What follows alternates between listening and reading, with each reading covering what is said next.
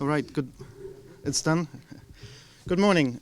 Thanks very much for showing up despite the virus warnings and the different alerts that you have gotten. If I can first start with a little technical question or query, namely that you take your phone and you put it on silent, so it's not the movies but almost, and so that we don't get whatever phone calls during the presentations. And the other one is, as you have seen, because I think that you have been contacted, the microphone will be handheld by our people and not given to any individual, so that there's a certain, at least, attempt to contain the potential spread of viruses. But after this scare talk, let me start. Thanks again for coming in for this relatively long morning on hybrid regimes, or the attempt at least to understand the different developments of democracies across Europe. And we have invited a series of speakers, which we are very pleased that have been able to make it. And so without much further ado, I will introduce the first ones in the morning. So we start with Wiebe Termansen, who is a journalist, who has been working for a very long time with and on Poland, having been also seconded at the embassy, at the Danish embassy in Poland. He has just published last year in Danish a book called The Battle for Central Europe. She will be our first speaker, and then after that it will be Miklós Sükösd, who returned to Hungary from Harvard, not finishing his PhD because, well, there were good events happening in the good old days, 89 and 90. Worked at the Central European University, then at the University of Hong Kong, and is now at the University of Copenhagen in Media and Communication Department. So, without much further ado, Wiebe, please start. Thank you. I'm invited. Thanks a lot for the kind invitation. I'm invited to speak about Poland today, and I called my talk today "From Public to State Media: Media as a Government Tool in the Kulturkampf." The Polish Minister of Culture recently said that we have total press freedom in Poland. Total press freedom. If this is correct, it's going to be a very short talk of mine today. But there are some objections to this total press freedom. And to mention, I will stick to one of them today, and that is by Reporters Without Borders. They recently called state media, Polish state media, for a government propaganda mouthpieces. Each year they prepare a ranking, a list of countries, 180 countries in the world. And in 2015, where the Law and Justice government won the election and took over power, Poland had been going up and was number 18 on this list in the world. And now, 4 years later, Poland is number 59. So what happened?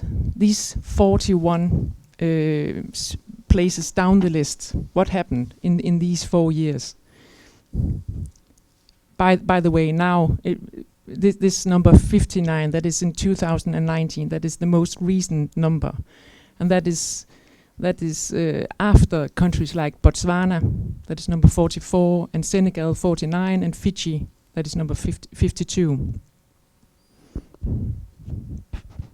Better? Thank you. And Freedom House, the American NGO, labeled the Polish press partly free. Partly free. So what happened? In 2015, when the Law and Justice government took over power, Piotr Gliński was appointed Minister of Culture, and the first thing he did was to suspend a play that was to be set in Poland, a play by the Austrian Nobel Prize winner Elfriede Jelinek. Why did he do this? He did this because there was, according to him, pornographic scenes in the play. Immediately after, TVP, the national state TV, called him in for a discussion, And the TV presenter Karolina Lewicka, the journalist and TV presenter Karolina Lewicka, grilled him over this decision. So why did you do this? And there was a lengthy program, and there was a heated discussion. And Glinski got rather upset, and he called the program a propaganda program, and he promised her that she would not be there for long. I don't know if the program really was a propaganda program, but the last thing, that she would not be there for long, he was right about that one. Karolina Lewicka soon had to look for another job, and she was not the only one. More than 200 journalists have had to look for another job. They have been replaced, starting, of course, with the director of TVP, Mr. Kurski. The new one is called Kurski. And then down really, really low in the ranks. There was, at some point, there was some, it is called czarny protest, black protest in Poland about females and men as well, but lots of females all over Poland protesting not to have even tighter abortion rules in Poland. And a journalist, a low-ranked journalist at TVP, wrote something about this, some positive things about the czarny protest on her private Facebook page, and she had to look for another job as well. This idea with replacing journalists with someone else, someone that you more align to, it's not a new idea, I have to say. It happened before as well. I had an interview with a director, no, not a director, well, she was a boss of one of the channels at TVP, and she was right-wing. She was openly right-wing, and she supported the new government. And she told me, during the 90s and the zeros, she had been fired. She had been fired several times. And this is correct. This happened before as well. It happened during Donald Tusk's government in his time, and it happened even earlier during the left-wing governments as well. So replacing journalists at state media is not a new thing in Poland. This is not from a completely white situation to a completely black situation.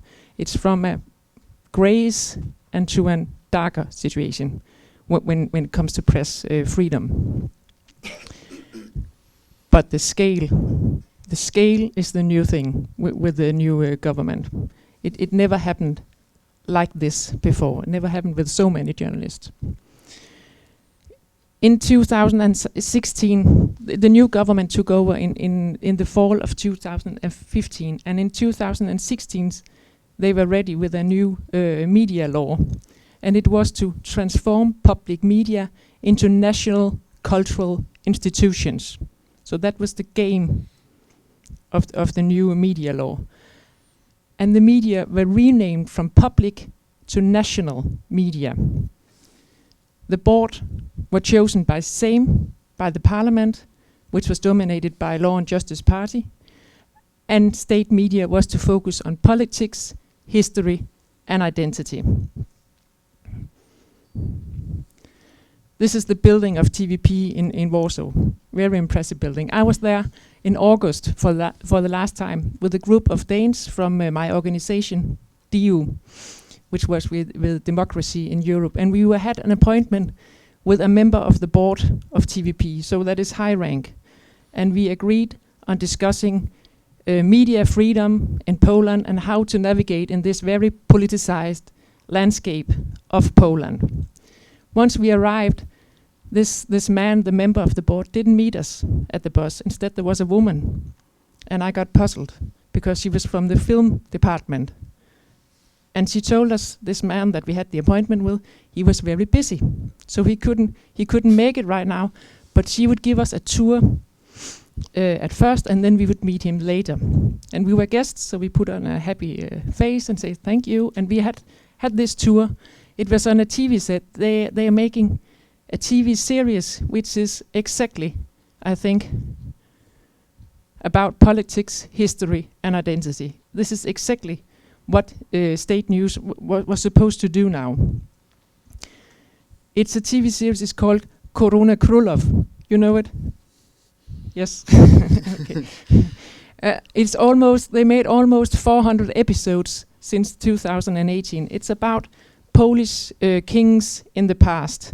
So they're portraying it, and it's very impressive. You know, they put lots of money in this, and we saw all the TV sets. It's really impressive. These guys, I met them. This is my picture because I saw these guys. One of them is to play Jadwiga's brother. Jadwiga is the queen who was 13 years old in 1386 when she got married to the Lithuanian Archduke, creating the Polish-Lithuanian Commonwealth. It's also young boys, right? And they were on a break. They were enjoying a joke, as you see, and a Coke. And I thought it was a nice picture, and I took the picture. And immediately, this woman who met us, she told them off in very harsh words. And they, took off the smile and away with the Coke. And then I had another picture of them like this. So they were afraid of this woman somehow. I sensed that. But we had the rest of the tour, and we met the director of this series as well. And he was not afraid. He told us all kind of things. He told us, for instance, that they started the series with Casimir the Great, a very great Polish king from the 14th century, who did lot of good things for Poland. But he was also known for welcoming a lot of Jews into Poland and for having a lot of wives and a lot of children. And this director told us that there was a decision from above, and he didn't know who made this decision.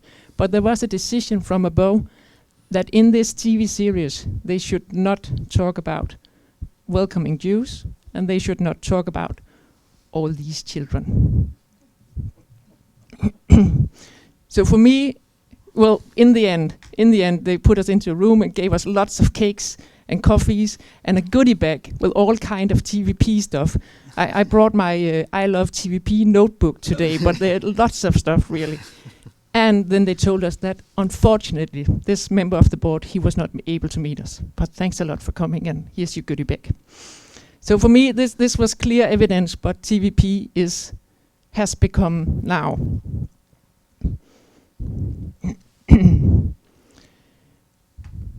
The government claims that what TVP is now, what they're doing to state media is because they're trying to make proper an imbalance that used to be. And the Prime Minister, Mateusz Morawiecki, said that, and this is a quote, he said that, I think 80% of the media is on your side and 20% is on our side. So there's no independent media. The goal of this is not enlightening people, giving them information. There is an our side and there is a your side. And the main goal is to have, make them equal or even to have more on our side. So it is a government tool. And likewise, I think it's the opposition's tool. Kurski, the new director of TVP, when he told that TVP is not objective, he says he wouldn't say we are objective. He would say, but the other side is also not objective. So he would even admit it. Kurski has a brother. And I can never, one is Jacek and the other one is Jarek, and I can never remember who is who, but two Kurski brothers, one of them, and they're even twins. Okay. But they are brothers, and they're gonna have some really nice family dinners, I think, because one of them is director, is the boss of TVP, and the other one is boss of Gazeta Wyborcza, which is the main opposition newspaper, the main daily who keeps attacking the government. And he says, the other Kurski brother, he says that Gazeta Wyborcza has more than 50 lawsuits against them. The government is constantly making lawsuits against this private newspaper. Investigative journalists report that they are being spied on and harassed. There have been a case with a drone circling over a very famous journalist's home. And there's financial pressure on independent news. For example, state-owned companies would never place an ad in an independent newspaper. This is, of course, a big problem for journalists, and it's a big problem for the ones who own these private independent media. But they are not, well, that's not the real problem. The real problem is the people who won't get this information. And in the countryside in Poland, more than 50% will depend solely on state media. That will be the only source of information. And Poles are not stupid people. Poles are not stupider than anyone else. But if for 4 years you only hear one kind of information, you might end up being less enlightened. So, as Morawiecki said, your side and our side in the media. Of course, state medias were used in elections. In fact, it became the most powerful campaign tool. There's a lot of positive campaigning in the media. There's a lot of stories about all the money the government spend on social welfare programs and how the government, well, all kind of good things that the government does. But there's also a lot of negative campaigning. In the local elections in 2018, there was a very famous TV spot about immigration and about how Muslim immigrants would flood all over Poland, and it will all there will be terrorist attacks everywhere if you would vote for the opposition. And that was a couple of days before the election. And this fall, 2019, there was a new enemy in Poland. So there was a documentary 3 days before the election. That was a parliamentary election this fall. It was called Invacja. And as you can see, it's very clear who it is that will be invading Poland now. It's LGBT. There's an LGBT invasion of Poland going on. And if you vote opposition, it will go on. But if you vote government, they will stop it. No problem. But LGBT and Muslims, it's bigger groups. They are also very targeted campaigns against single people. This is one of the last pictures ever of the mayor in Gdańsk, Paweł Adamowicz. He got murdered last year in January. And in the year before that, somebody from Gdańsk has been counting, and there was 1,800 negative news about him in state media in the year before he got murdered. I'm just going to give you some examples from state TV. So when you have in the evening news, the flag line evening news, what kind of news could that be? Piotr Gliński, the Minister of Culture, said that the media's, and he said that, it's quite open, it's a quote, that the media's job is not to be critical, it is to present the government's rulings. And so TVP does now. This one up there, it says, shocking hypocrisy from Bruxelles elites. This is the reaction from January when we had this puzzle act in Poland that the new disciplinary chamber could actually fire judges if they were critical of the government. And the EU reacted on this. And this is TVP's reaction on this. So if, and there's a difference. Brussels, that's the negative one that reprimands Poland, and EU, that's the positive one that gives money to Poland. So if the Brussels elites are reprimanding Poland, it's hypocrisy, because that was the rationale, because the economy in Poland is doing well. This one, it says Supreme Court destroys the Polish state. That was the reaction on the day when 16 judges from Supreme Court claimed that the new disciplinary chamber is not a real court because the judges are not independent, but they have been appointed by politicians.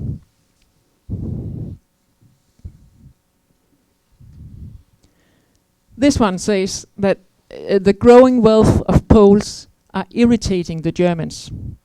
So this is why the Germans, and the Germans that is the EU, that is why they are in the hair of the Polish government. It's because of the growing wealth of Poles. So they envy it, actually. This one, it's one of my favorites. Ecologism. That is apparently a word now. And ecologism, that means everything from Greta Thunberg to renewable energy, cyclists, vegetarians, all this. It's one thing called ecologism, and it is apparently, perhaps at least, because there is a question mark, a new totalitarian ideology that is threatening Poland. This is from Christmas, you see. This is in a country that experience the totalitarian ideologies of Nazism and communism. But they are, of course, TVP also targeting the opposition. This one says, the opposition together with Putin against Poland. That's pretty clear, I think. This one says that Brexit is actually Tusk's fault. This was on the night of Brexit, the 31st of January. And the rationale behind this is that Tusk, as the EU president, should have been giving more to the Brits, because then they would have stayed. And this one says, Poles don't want Tusk's return. There have been, for years and years, there have been rumors that he would be going back to Poland to run for president or whatever. But the Poles doesn't want him to go back. And just to make sure who Donald Tusk really is, they are likening him to these two fellows. So what's next? What's next for Polish media? Well, there is to be a media reform with two big things about this. There is to be a self-regulatory body, which in the eyes of the opposition equals to censor or self-censor. That's one thing. The other thing is that there is to be a re-Polonization of the media. Well, state media is obviously Polish, and there's a lot of right-wing media that is Polish-owned. But there are some free, independent media in Poland, and lots of them are owned by foreigners. That could be TVN, that is American, or Onet Press, that is German, and there is to be a re-Polonization of these media outlets. Just recently, the government voted for giving state media 2 billion zloty as an additional state funding. State media is to be financed by a license fee that is compulsory, but less than 8% will actually pay this. So state media are in constant lack of money, and they have been for years and years. This year, Law and Justice voted to give them 2 billion additional zloty. And the opposition, of course, immediately, rather populist perhaps, say that they would like to spend this money on hospitals instead. And there was a heated debate in the parliament. And this lady, Joanna Lichocka, made this gesture for the opposition in course of this heated debate. And of course she denied afterwards. This is a national conservative party in a very Catholic country in the parliament. So of course she denied afterwards. But there was pictures, as you see, and she explained that she was just scratching her nose. So afterwards, in the media, social media, there were lots and lots of films. Suddenly, on my Facebook, there were lots of films, people filming themselves scratching their nose while saying it was such a good idea that the government would spend more money on state TV.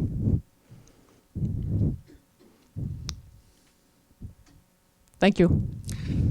Thank you very much.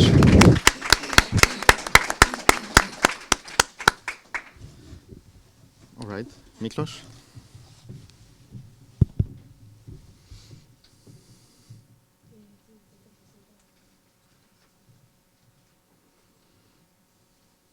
Yeah, you can come here. As you wish.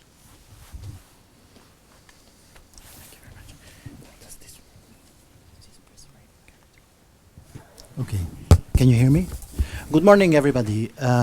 Thank you very much, Manni and Stefano, for your kind invitation, and also for DIIS to host this event. It's very timely indeed to talk about Poland and Hungary. These countries are just a short flight away, maybe 1.5 hours, but they present very different media realities, as Wiebe presented, and also they feature very different political, cultural, social realities from our Danish or Nordic realities indeed. Oops. What kind of political regimes would these countries have? I think that may be a good start for political discussion of Hungary. In terms of regime types, political scientists have a consensus all over the world that the Orban regime cannot be characterized as a liberal democracy. Political scientists coined 3 terms. One is a hybrid regime, which means it's neither a liberal democracy nor a fully fledged dictatorship like North Korea or China. It's somewhere in between, featuring elements of both. Another term is competitive authoritarianism, meaning there are several parties, but usually only one which wins the election. Another one is electoral authoritarianism, referring to the fact that actually there are elections. It's another matter that not everybody have the chance to have the election. So these are not one-party systems. There is a party state which dominates public life, but on the margins there exist political pluralism, other parties. So these are not liberal democracies. That's why I don't really like or prefer to use the term illiberal democracy, because liberal democracy is a package which is based on respect for basic rights, division of powers, checks and balances. And if those limitations are not respected, it's very questionable to discuss how democratic those systems are. So political scientists agree that these hybrid regimes or electoral authoritarian regimes do not belong to the family of liberal democracies. They belong to the larger family of authoritarianism, kind of representing a soft version of the Putin regime of Russia or the Erdogan regime of Turkey. The major difference is there is no political violence, right, like in Russia. So it's a matter of degree within the family of authoritarianism. And Hungary is the first hybrid regime in the EU. It's fully cooked. Poland is only half cooked. It's unclear whether due to social and political resistance, Poland will actually end up there in a slippery slope. But Hungary is a hybrid regime according to major political scientists. So what is a hybrid regime? As I mentioned, there are parties and regular elections are held. But usually it's the incumbent party that has the chances to win. It's like a playing field in football, but the whole field is not horizontal, it's uneven. And the goal of the opponent is very small, very minuscule. It's impossible to score a goal in football or handball, and your goal is very huge, and actually you have to fight an upwards hill in political fights. On paper, in constitution, in the legal system, most laws look okay, they look democratic. If you read the Russian constitution or the legal system, most of the laws look democratic. But it's the spirit of execution and interpretation which carries an authoritarian will of the autocrat. In other words, it's a mismatch between the laws on paper and the political realities. But there are some other laws. They are actually the laws and policies that are clearly and openly anti-democratic, even including laws that are judged so by the Hungarian Constitutional Court or European courts, and I will bring some clear examples in a moment. I also use the term regime, not government, and I use this in two senses. One is that Orban has its third successive government since 2020, so his rule solidified into a kind of a political system that overarches several governments. It became a political system type within hybrid regimes, in a way like other periods in Hungarian history, exemplified by the Horthy regimes in the interwar period between 1920 and 25, or the Kadar regime during the communist period after the crush of the Hungarian Revolution in 56, up to actually the regime changes in 89, 90. So now we have a third kind of system in the 20th century, the Orban system. And the term regime has another meaning. Well, international observers, missions declare that elections have been free but not fair since 2014, so the democratic legitimacy cannot be fully stated for the government, the late governments of Orban. So I use the term regime in these two senses. I mentioned that I would bring examples, and the best examples how a hybrid regime works could show to the lack of rule of law, something very basic, legal equality, the separation of the branches of power. These principles, the rule of law and the other related principles, are regularly systematically violated in Hungary. And because time is short, I would like to suggest that, so those of you who are interested, read the Sargentini report of the European Parliament about the violations of several democratic principles of Hungary that the European Parliament voted for, and it triggered the Article 7 procedures against Hungary. I would only like to bring three examples, one recent and two brand new examples.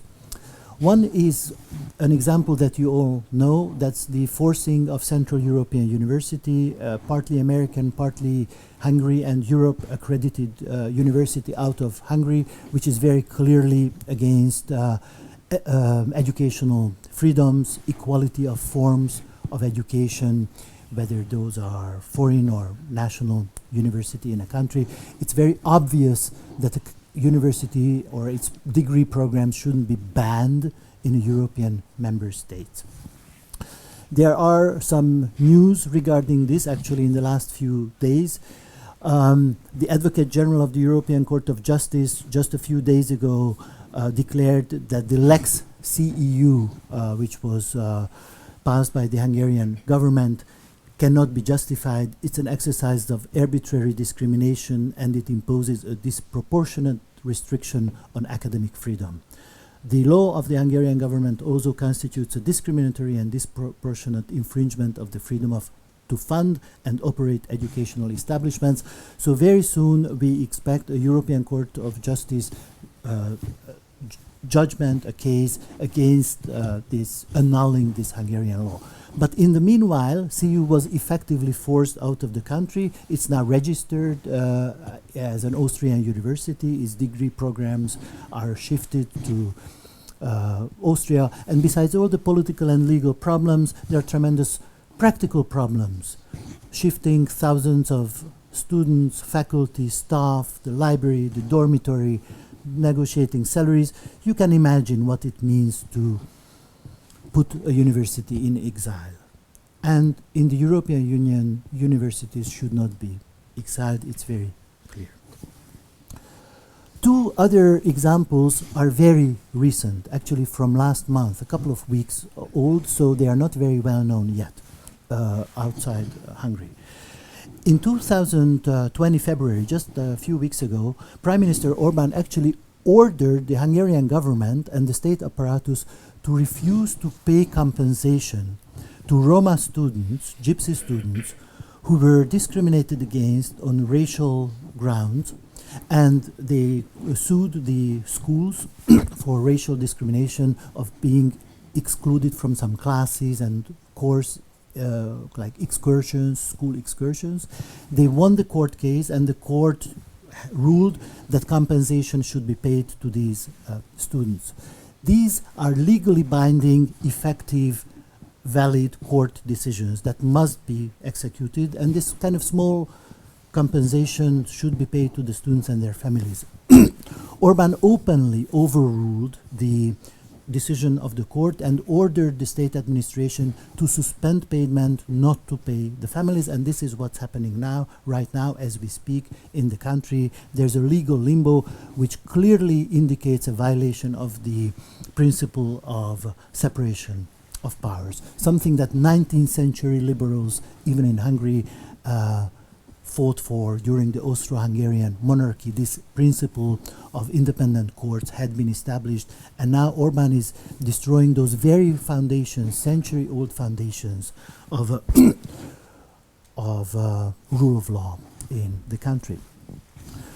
A replica of this policy is executed as we speak, just the same time when the anti-Roma ruling of Orban came out. He also ordered the Hungarian government to refuse paying compensation to prison inmates who sued prisons for insufficient prison conditions that were established by the European Union. And after they won the cases and they had legally binding court decisions to pay compensations, Orban openly, in a very transparent way, stepped over the powers of the executive and ordered the state administration not to pay the compensation that had been effectively decided by courts. These are clearly against the basic principles of the EU as defined by the European treaties, against the Copenhagen criteria, and based on this performance, Hungary would definitely not be admitted to the EU if it applied for the EU now, based on this recent record. Freedom House actually declared Hungary as a partly free, as a non-free, partly free country in 2019. It is the first country which is declared as such. In terms of media systems, the media system was defined as partly free before. Wiebe introduced the Polish media situation in some detail. I would like to just say that the procedures are pretty similar in Hungary, but perhaps harsher. We witnessed media law in 2010, the year when Orban took over, to play the groundwork for a dictatorial, autocratic organization of the media system, in which the public service media was transformed into a state propaganda media, the way Wiebe also presented, in which the government has a mouthpiece in the state media. Another part of the pro-regime media sector is oligarchs media, pro-Orban's oligarchs media. And another one is a state-controlled public fund, which kind of renationalized previously private independent media. All this huge media empire has uniform messages. So actually, if you look at the press, the TV outlets, radio outlets in the whole country of this empire, they are very uniform. They are produced by a propaganda ministry, which has a separate propaganda minister called Antal Rogan.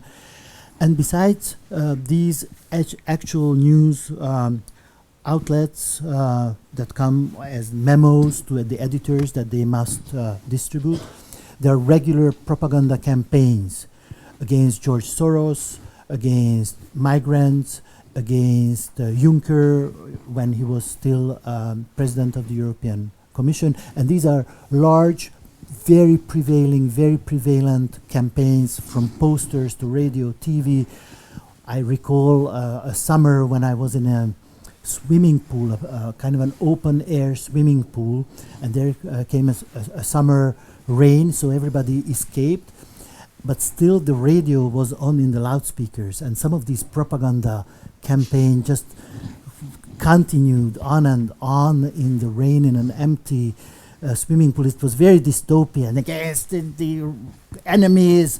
It had clearly totalitarian feel to it. And free and independent media are marginalized and discriminated against in many ways, and I'm happy to discuss that in more detail in our Q&A session. I would like to end up with some positive note. I don't want to engage in more Orban regime bashing. I think we should really look not just into the problems, but into the solutions. We want to look at solutions. So who are the opposition parties, and are there any chances to redo the democratization, to return to a democratic path somehow, to stop this slippery slope and to go up? These are some of the key parties in the opposition. Momentum, a new liberal pro-European party. The Democratic Coalition, led by former Prime Minister Gyurcsány. It's a left liberal pro-EU, very strongly federalist European party. The Hungarian Socialist Party in coalition with Dialogue, which is a green, left green party. Jobbik, which was an extreme right party, but now it's a center right party, because it's actually Orban and his party Fidesz that occupied the extreme right scene. So an extreme right party had to look somewhere, and they couldn't go more to the right because they would fall off. So they had to come to the center. And there's a very interesting development of a know-how in Hungary and perhaps in other countries in the region that were tested in the 2019 municipal election last October, in which the democratic opposition won the mayoral seat in Budapest and other towns, many other towns. And the know-how is that they nominate one single opposition candidate. All these parties nominate one candidate in one town or one district of Budapest, or for the whole mayor of Budapest, and the other parties support it. And interestingly, the voters, although they may represent different political orientations, are very diligent and follow their own instincts and vote in a diligent way to that single candidate. And this is how now Gergely Karácsony, a left green mayor, leads Budapest. In the same way, the democratic opposition leads the capital, just like Warsaw, Bratislava, and Prague are led by the democratic opposition against populist governments. And the result is now we have a network of democratic opposition mayors in Budapest, almost all districts of Budapest, and also in many larger towns in the country. So is re-democratization possible? Could the opposition win in a hybrid regime in this uneven playing field? Well, it seems that the opposition was able to hammer out a strategy that could be a winning strategy. And this is the strategy that I just mentioned, that if you stand up only one joint democratic opposition candidate in every electoral district of the country against the party state candidate, Orban and the government very openly support the pro-government candidates, not as just a Fidesz party candidates, but as the government candidate. Now they say they are the government candidate, the regime candidate. If you can do this, just as it was tested last October, they could win in many electoral districts. Actually, just a few days ago, maybe 2 weeks ago, in February 2020, in the town of Dunaújváros, this was even tested in parliamentary elections, because for some reason the member of parliament had to withdraw in that district, so they held a by-election, and with the same strategy, the opposition parties reached a clear victory. But there could be some other preconditions. With this kind of media imbalance, both in Poland and Hungary, for a successful democratic opposition campaign, you need a public sphere, you need a public media, you need to reach voters. So when free independent media or democratic opposition related media in a pluralist media system is so much shrank, so much relegated to a small island. You need to create other islands and link them. So perhaps a second precondition of a successful re-democratization strategy for winning the next election in 2022 could be based on Budapest and opposition cities, how they, in a way that they can establish more independent media. And there are attempts, especially in Budapest, but we still yet have to witness a national strategy in which those small islands of independent media in Budapest and other towns can be linked into a network and organized into a network that can provide a media challenge to the regime media. It's also very important to reinforce those independent media in the countryside, because just like in Poland, most regime voters come from the villages and small towns and the less educated, who only watch regime TV and regime media. So to reach out to them from municipal or county centers that have been already won by the opposition could be a good media policy and political communication strategy. And perhaps a third precondition is to exemplify this unified coalition of the opposition in something like a shadow government with leaders, with personalities, some program, not necessarily very ideological, very developed, very intellectual programs, but some kind of democratic minimum that can serve as a consensus of the unified opposition. So these could be three elements of a winning strategy in 2022. I would be very surprised if the Orban regime would let the present electoral law go on and allow the opposition to run in this unified way. I think we have very good chances to expect that the regime tries to introduce some kind of infringements on electoral law to prevent this scenario, but this is now how it looks like for a potential winning strategy. And this is my last slide concerning the utopian future, what would happen after an opposition victory. And I believe the challenges there would be also tremendous, and I just mentioned them briefly here. In a hybrid regime, the Orban government, successive Orban governments built a system of undemocratic laws that must be dismantled. Another issue is personnel. All branches of government, ministries, courts, the prosecutors' offices, including the chief prosecutor office, constitutional courts, are filled with Orban loyalists. How is it possible to get rid of them in a democratic way? Or do you need some kind of constitutional revolution? These are open questions up in the air.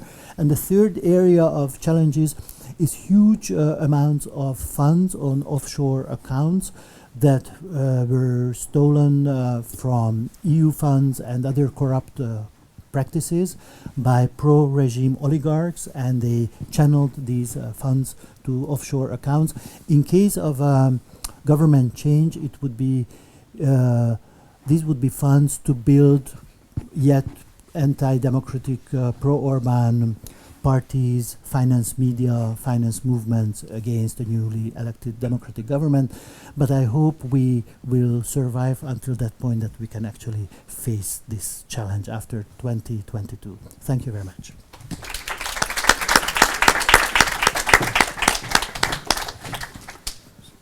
So, please. Thank you so much. This works. Can you hear me? Back there? Yes? Okay, thank you so much for two very interesting talks. And I thought it was very interesting because you gave us a glimpse into how step by step those regimes are changing, and not only at the level, you can say, of institutions in the sense of, you know, the courts or the constitution, etc., but also, which I find quite important, at the level of the public sphere, which after all is quite important for a well-functioning democracy, at the level of the media, and also at the level of the popular culture with films and TV series trying to reconstruct history in leaving out inconvenient elements of the past.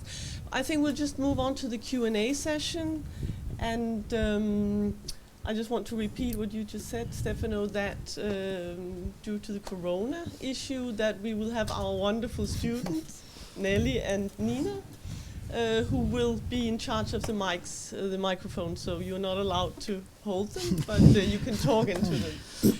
So please, we'll just open the floor. And please introduce yourself. Yes, please remember to introduce yourself and tell us where you come from. Please.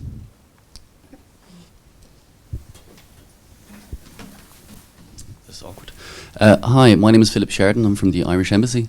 This question is mainly directed at Vibe, but both of you can answer. In this state-controlled media landscape, what role does social media and the internet play? Because that seems to be a way of, free media to have an outlet, looking at the Arab Spring and sort of stuff like that. Well, two things. Lots of people would only.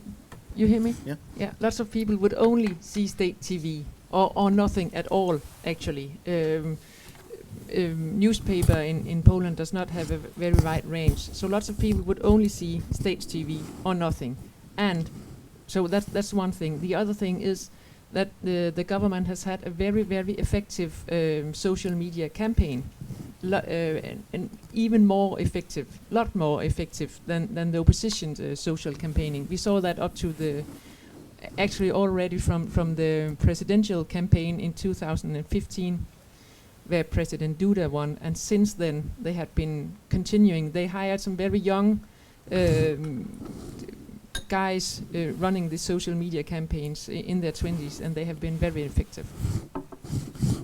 I would also like to add that internet penetration and the use of social media are different in Central and Eastern Europe from the patterns in Western Europe or Northern Europe.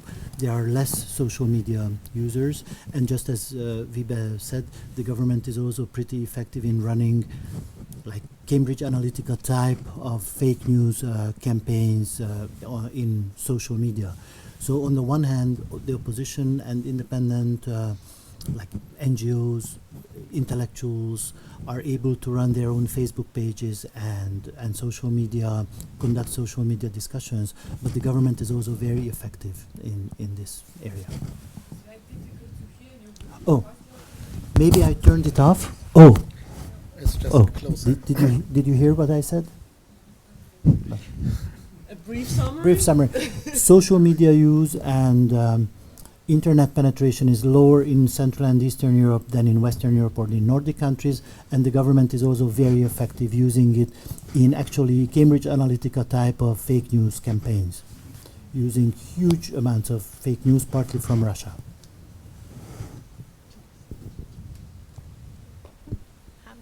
Oh, sorry. So my name is Anita. Should I stand up? Okay, my name is Anita. I am from Poland. I studied both at the Jagiellonian University and here at the University of Copenhagen. And thank you for the insights. That was. It sounds like a joke, and it is a joke, but it is terrifying, and it makes me rage and have an urge to cry inside. When it's all those information, you combine all of these. So one was concerning the Women's Black March that happened a few years back. It's actually ongoing. It's happening every year. But the first time it happened, that was so the media, the TVP, actually there were around, it's estimated that around 1 million people went out to the streets and protested against that, both women and men. However, TVP in their news only once they said that, well, there was a march, but it wasn't big. It was around maybe 1,000 something people. And there was another march, pro-life, that was much bigger of an event that day. So this was big, huge misinformation that, for example, the generation of my grandparents believed, even though that was completely not anywhere near the truth. And then the second, no actually question, but just remark is regarding the social media.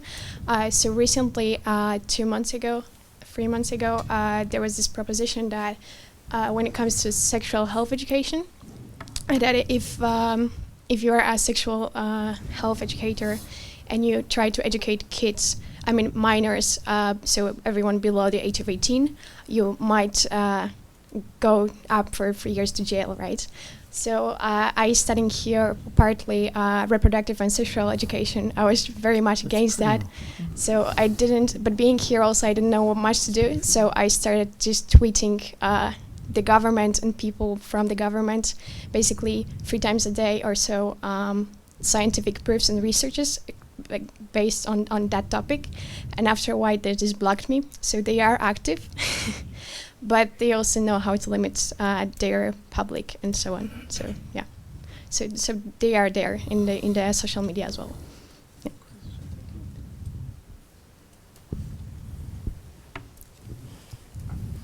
Hungarian Ambassador Christofoltus, thank you very much for putting Hungary on the today's schedule.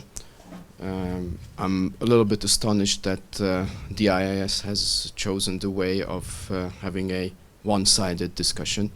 I would wish for DIIS to follow the good Danish tradition and then at least have the pros and cons, because what we heard today, and the professor has actually come out very openly that it's a Hungary bashing event, and he will stop at that current place in bashing, and thank you very much for going forward. Orban bashing, not Hungary bashing. All right, but you know what you are performing here is at one side Orban bashing, if you like, but of course you are not promoting Hungary in a sense as it should be. But to the professor, I was also very happy to see that at least there is some hope also on your side that Hungary will recover according to you. Of course, I can go and counter-argue each and every point you made, but I assume this is not the aim of the event. This is not what you have composed and what you have designed. When I say you, it's the DIIS. But nonetheless, I would like to pose 2 questions for both of the professors that have performed today. So my first question would go to the Hungarian side. Is Central European University still active in Hungary? And could you then please elaborate about the foreign universities operating in Hungary? How many we have in Hungary? Is it allowed? Is it a member state competence to talk about education, or does it have any bigger values? So if you could then, in order to get the equilibrium, also talk about the foreign-based universities operating in Hungary, and I would be very keen on hearing your views on, is this possible in the Nordics to have foreign-based universities in Denmark or in Norway or in Finland? So if you could do then the comparison about foreign universities. And of course a special comment to you, because I assume that you know what I have been doing in the past as chief negotiator on that part. Mr. Ignatiev would be very surprised if he would say, he would hear that the CEU is an Austrian university, as a special comment. To Poland, I would like to raise one question, because I think you mentioned one point which is accurate. When it comes to Central Europe and the media, what you have said that we have a more controversial type of media than in the Nordics, I fully agree with you. So I wouldn't say that it's opposition and government media, but that if you look at Central Europe and if you look at the landscape of the media in Central Europe, you do hear harsher comments coming from one side and coming from the other one. My question to you, is it better from a free press point of view to get various opinions, or is it better if you have some sort of a balanced way of approach, what we see here in the Nordics? So if I open up Berlingske, if I open up Politiken, if I open up Jyllands-Posten, more or less the news are similar. My question to you, is it good for the citizens to hear similar point of views, or is it better to have the point of views clashing? Thank you. On behalf of DIIS, I just want to thank you for your comments, and I hear what you say, but the idea here is that we are able to have an open discussion, and I'm very much appreciate that you also have the possibility to talk up and speak up and air what your opinions are. So thank you very much. Who will go first? Regarding CEU, I would like to say that one typical strategy of hybrid regimes is to bend laws that are democratic on paper and execute them in authoritarian ways. So it might have been the case that they put together a ragtag of law, the Lex CEU, that may look democratic on paper, and the sources could have been Western European or other European legislations. Nevertheless, the way this law was used and executed targeted the forcing out of Central European University out of Hungary. It's a fact that now some programs are already in Vienna, others are still in Hungary, and from next year the majority of courses will start in Austria. There are tremendous practical issues, you know, huge numbers of trucks carrying stuff, I mean, physical belongings of the university there, and there is a new home in Austria for the university. I assume the ambassador has a deeper knowledge of all this because he, as he also mentioned, was the personal delegate of Prime Minister Orban as the chief negotiator to expel Hungary, to expel Central European University from Hungary. So he bears a personal responsibility for this. I'm also aware of the fact that the Hungarian Ministry of Foreign Affairs has kind of an advice to ambassadors to disrupt academic events that are critical towards Hungary. Sorry, my question. Could I answer the Polish one? You're welcome to ask another question. We'll just move on with your answer. Yeah, first of all, I'm not a professor. I'm a journalist and historian and analyst. So, and you asked about, you were referring to my point that that in Central Europe you have more controversial media than in the Nordics. I didn't make that point. I didn't mention the Nordics. But since we are mentioning the Nordics, Sweden and Finland and Norway is number 1, 2, and 3 on this ranking of press freedom, and Denmark is number 5 now. And you ask me if it's better that with free press, with different views, than as you see it in Denmark, that is the same views all over. I think my point was then that in a lot of media landscape in Poland, it is the same view now. The state view, it is the same view. So in that sense, I think it is better to have different views, if that's the point. But I would, as a journalist, prefer to have not to have too much views, too much opinion, but to have information, and then leave it to the readers and the viewers to judge for themselves. So I would like to present information. Okay. Okay, we take a couple of questions. You go first. My name is to Wiebe. About Poland, many of the cases that you cite are about pornography, abortion, Muslims and homosexuals seems to align with a Catholic agenda. Do you know if the Catholic Church is an active player, or are the politicians just utilizing the pious nature of the Polish people? Both. And we'll just take a couple of questions because so you please. Yeah, sure. Yeah. Thank you very much, Daniel Hegedüs, German Marshall Fund of the United States. I just would like to put some clarity in this debate, and therefore I would like to use the fantastic opportunity to ask a direct question to the former representative of the Hungarian government in the CEU negotiations. That the Hungarian legislation introduced a criteria how foreign universities can operate in Hungary, and that is that the operation shall be based on an interstate agreement. And my question to you is why the Hungarian government was not ready to comply with their own legislation and sign an agreement in due time with the state of New York, which could allow the legal operation of the Central European University in Hungary.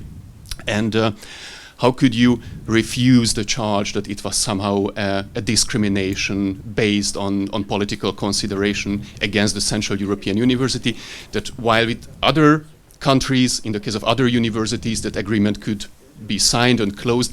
In the case of the CU, unfortunately, the Hungarian government was not in the position to do that. Thank you very much. Okay, we'll take these two questions. Yeah, well, about the Christian and Catholic issues, well, I think both. The Catholic Church, especially some parts of the Catholic Church, has a lot to say in the government policy today. And I'm thinking about Father Wojciuk, who runs a media empire in Torun. And in his media, there are lots of talks and interviews with the government figures. And I think he has a lot to say in the government and in the making of the government policy. So that is one thing. And the other thing is that Poland is a very Catholic country. And Law and Justice is a very Catholic party as well. So of course they are using, or how to say this as well. It's an integral part of their policy because they really mean it.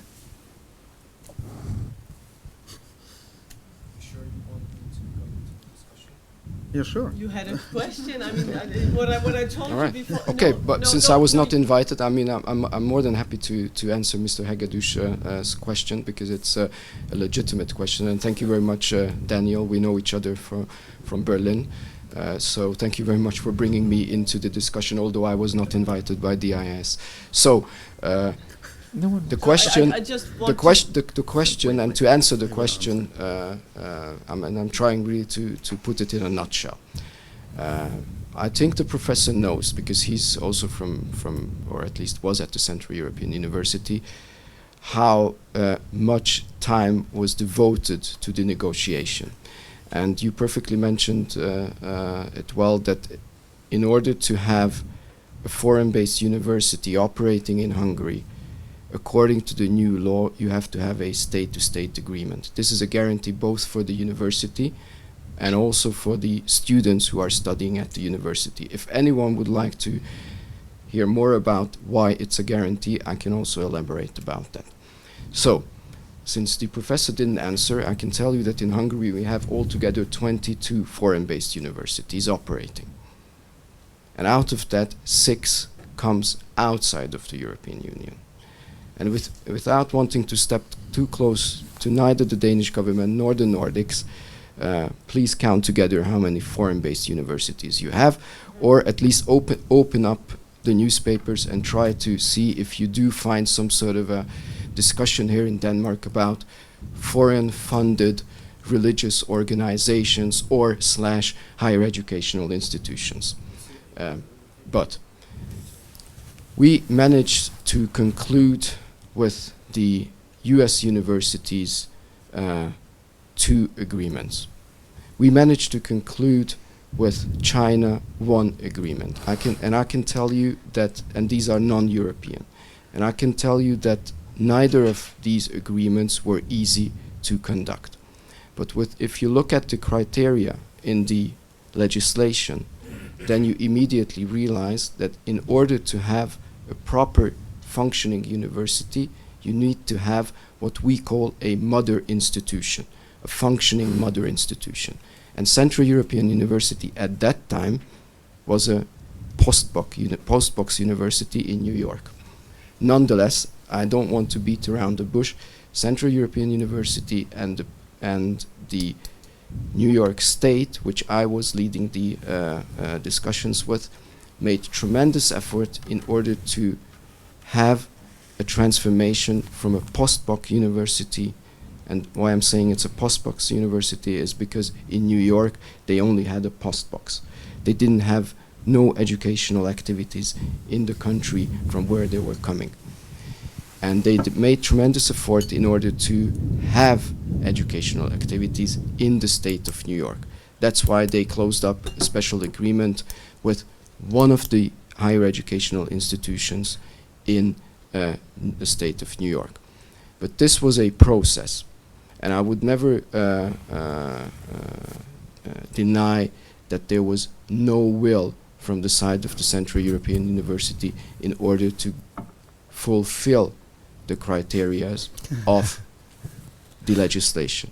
But I would also not deny that there was no will from the Hungarian side to have these negotiations in goodwill and to go forward. But at the end of the day, it was not the decision of the Hungarian government to move, and that's the question to you, Professor, yes. still. It was voluntary. It right? was not the decision of the Hungarian government so you wanted to leave. To move, but it was a decision from the Central European University. Yes. And the question is to you, again, and I can answer the question, and for everyone, Central European University is still active in Hungary, and they will stay. This is the sentence from the dean, the president of the university, that they will stay.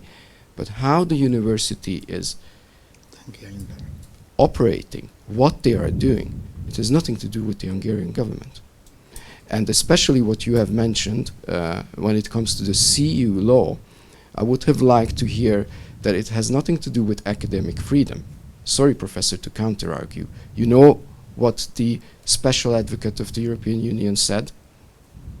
Where the violation is? And I would be, appreciative if you could tell this respective audience what was the argumentation. Because it was not what you have presented here, academic freedom. GATS agreement. You know what that is? Services. Providing services. What did the Hungarian government has a violation on? It was on services. Is this valid? No. There will come a ruling, if we get there, from the European Court of Justice, and I can tell you, whenever a ruling comes from the European Court of Justice, the Hungarian government always goes with the ruling. Great. So here, Professor, what you have presented is bias, one-sided, and has little touch with reality. Thank you. Would you like a very short response? We have 3 more questions, so please be short. Thank you very much, Ambassador, to illustrate our lectures about the nature hybrid regimes work and how democratic-looking laws can be bended and executed in non-democratic ways. And also thank you for actually showing a case of how ambassadors are trying to disrupt critical academic discussions. Well, we have 4 questions, so you have to make brief questions and we will have brief answers. Please, you with the white. So my name is Daniela Domsha, and I'm also member of the Hungarian Momentum Movement Party. So thank you also, Miklós, for giving such an elaborate view on the situation in Hungary. And my question is regarding the media and social media, actually, is that recently, like Mark Zuckerberg was defended a lot of times for not taking actions on stopping fake news and hate speech, for instance, on their Facebook sites. But he was also interrogated by the European Parliament, right? But the situation is that so the social media is very similar what we have, like media on the TV, for instance. So why the European Parliament should not take more serious steps forward, like stopping all the fake news on like national medias, for instance, or would that be possible to pay more attention, just like as did with the Facebook, for instance? Thank you. Please. Thank you. And be short. Well, it can be a bit difficult. I mean, some people here are talking very, very long. Thank you very much. My name is Klaus von Barnekow. I'm from the Danish Helsinki Committee of Human Rights. Now, it goes without saying that any ambassador from any country, if an ambassador comes here, he or she will defend the country's position. That's obvious. The ambassador might even have had instructions of various kinds. I'm a former one myself, so I know what it is about. Now let's go to the nucleus of this discussion here. What can be done? We have an enormous amount of analysis. Hungary and Poland are not insular in the way that they are islands. They're both members of two value systems. One is called the European Union, the other is called Council of Europe. The European Union has its so-called Article 7. It seems to be very difficult. The Council of Europe, or the Council of Europe, has many more possible steps that could be taken in relation to the question of Poland's and Hungary's, let's say, interpretation of rule of law principles. So I ask you, if you were to advise any government on what they should do, what would you then tell them based on the facts that we have? And let me just add one thing more. Anyone who is really interested in this here should go to the homepage of the Venice Commission and look for opinions concerning Hungary and Poland. To be brief, look up what the Venice Commission is if you don't know. Thank you very much. Thank you very much. And you? No, in the down there. Maybe that's the last. Yeah, last one. Because we Hello, my name is Benedicte Sago. I want to ask about disinformation and especially foreign actors in the media landscape in the two countries, especially Russia, since we know they have a strategy of spreading disinformation that's very against the EU, and how that affects the landscape in the countries, and especially if it's in favor of the government's agenda. Thank you so much for being brief, and as we're running out of time, I also ask you to be quite brief, and we will have a discussion over coffee afterwards. Because of Russia, that would be you. Well, thank you very much for the questions. Perhaps the first two questions relating to the European Parliament and at the European level could be discussed after the break, because we are running out of time, and the second session is actually about the European level. Regarding fake news, yes, according to media research, there are hundreds of Russian-backed fake news sites in Hungary. Their output is widely circulated in social media, and what's scary is that it's picked up by state media, pro-regime media like Evening News that Vibe also showed would have actually identical news that are also spread by Russian disinformation centers. Also some Fidesz members, governing party members, spread content from such sites on their Facebook networks. So what I see, the issue or problem is that this kind of congruence or integration of Russian disinformation into the official regime media practices. And this also relates to very warm Hungarian-Russian Orban-Putin relations. President Putin is a regular guest, like an annual guest in Hungary. So this is not just a political communication phenomenon, but it indicates deeper changes or in the orientation of Hungarian foreign policy. The last comment? Well, it's more complicated in Poland, and we don't know that much about it. Poland is much more Russophobic. Yeah. So well, it appears at least that the government would not have anything to do with Russia, but there are some signs that there might have been something, but we don't know much about this yet. Thank you so much, and we will meet again here at 11, so have a nice coffee, and thank you to Thanks for coming back. Welcome to the second the second session of this morning's seminar. It is my pleasure to introduce the two speakers of the second session. In the order of appearance, it is first Anna Wojciuk, who is teaching at the University of Warsaw in the Department of Political Science, right? And used to co-author with Jacek Czaputowicz when he was still professor at the university and now foreign minister of Poland. She has been working mainly in international relations, but she will also tell you a little bit later about her particular takes in Poland. Thanks, Anna, for coming. Thank you. Daniel Hegedüs, who is working at the German Marshall Fund, but has been working in a series of German located think tanks at least, so the Stiftung Wissenschaft und Politik and the Deutsche Gesellschaft für Auswärtige Politik, and before that at Freedom House. So he will give us also a more European touch to the entire discussion. Thank you again also for you. Thank you for the invitation. Thanks very much. So, Anna, your floor. And I just want to add before we start that this seminar is part of our research project here at DIIS called World of the Right, where we are looking into various aspects of the rise of the right and the far right. And recently we published this report, Brothers in Arms and Faith, about the emerging US Central and Eastern European special relationship, if that's of any interest to any of you. Poland, Hungary's relationship to the US, and you can find a copy out there or on our webpage. So please, Anna. Thank you for having me. Good morning to everybody.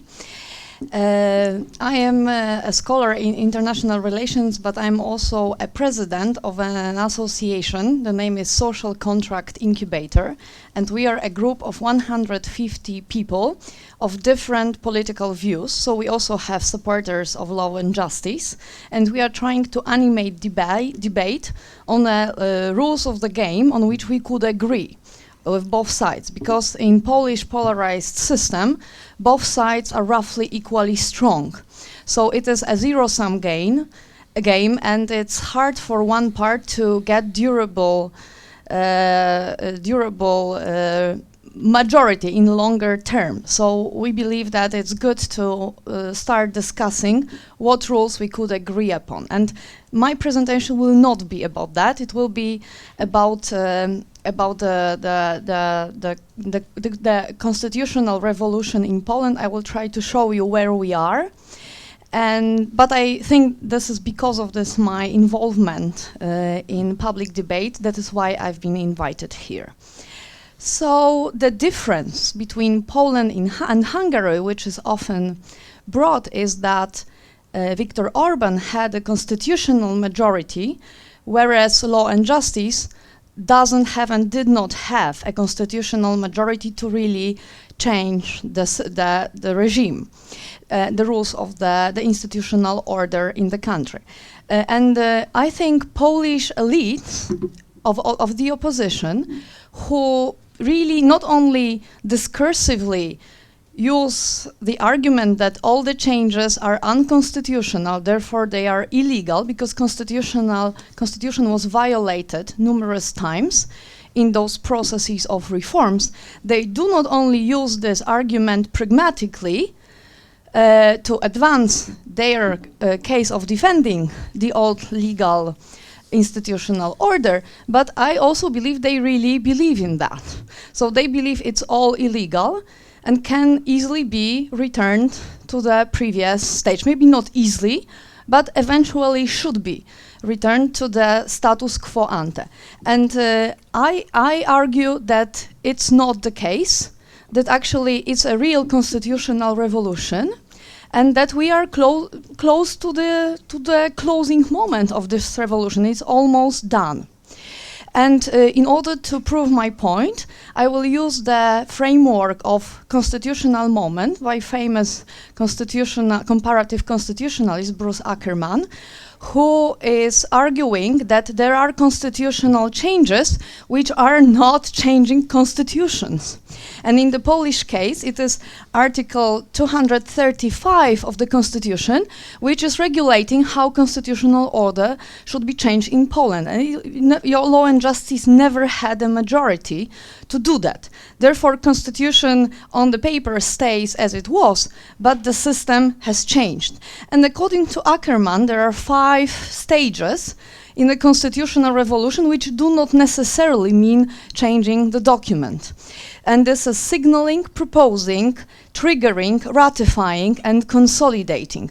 And I will try to analyze the recent 15 years of the history of Law and Justice and Jarosław Kaczyński to show you that it's really happening and that there were early signals that it will happen.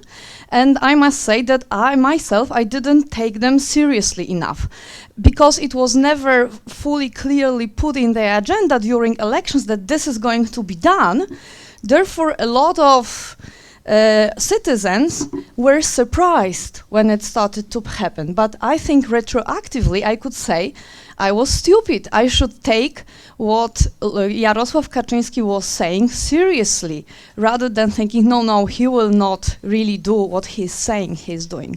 So I think that the early signaling stage was during first term of Law and Justice in 2005 and 2007, when Law and Justice didn't have itself the majority, needed coalition partner, but was already criticizing the system in Poland, was criticizing judiciary, was criticizing the Constitutional Court, which blocked some important laws about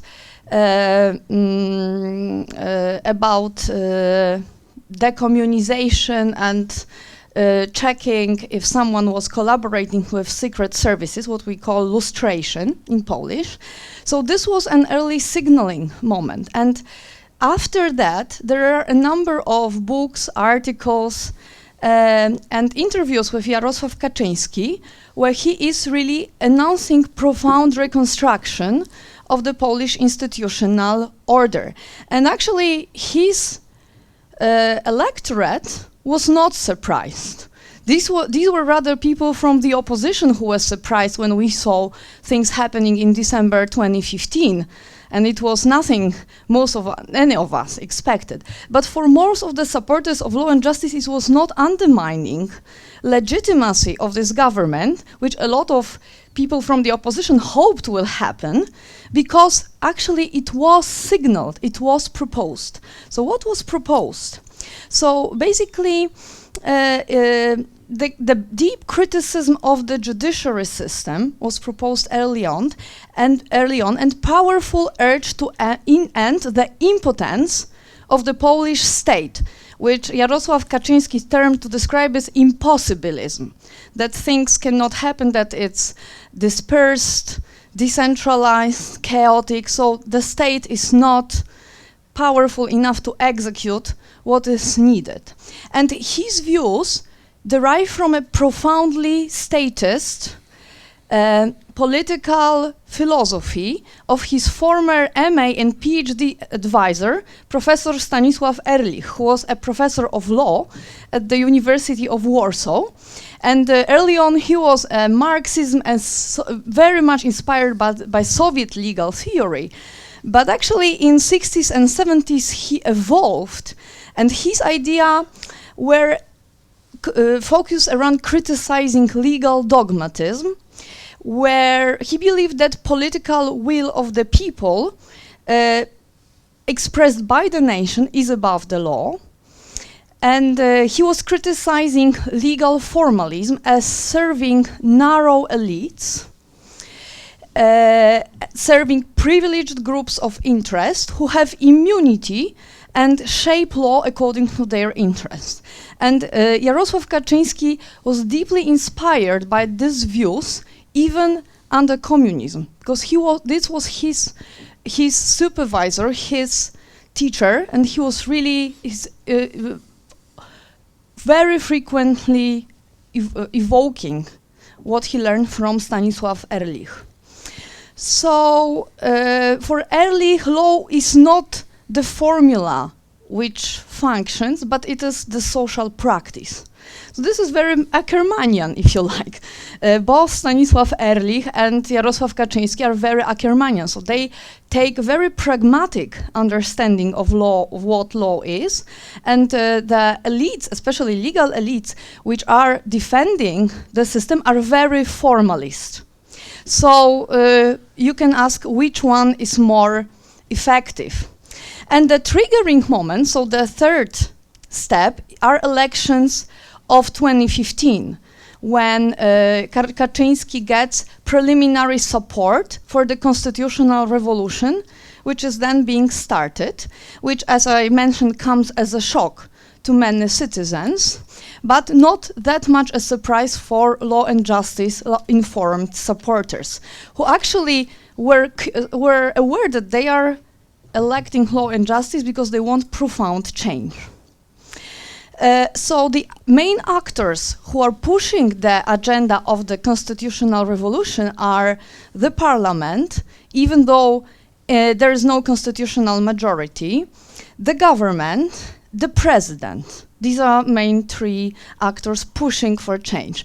Actors resisting change who try to preserve is the Supreme Court, the Ombudsman, and the EU institutions. So these are three actors who are resisting. And what is important, the most powerful actor who could stop or delay change, which is the Constitutional Court, was attacked and dismantled early on. In December 2015, it was already largely neutralized in its power to stop the constitutional revolution. Kaczynski is also using a strategy of transformative appointments. So he is employing a lot of lawyers who provide different interpretations to the mainstream, very creative interpretations of law, and are providing an alternative legal discourse to the mainstream.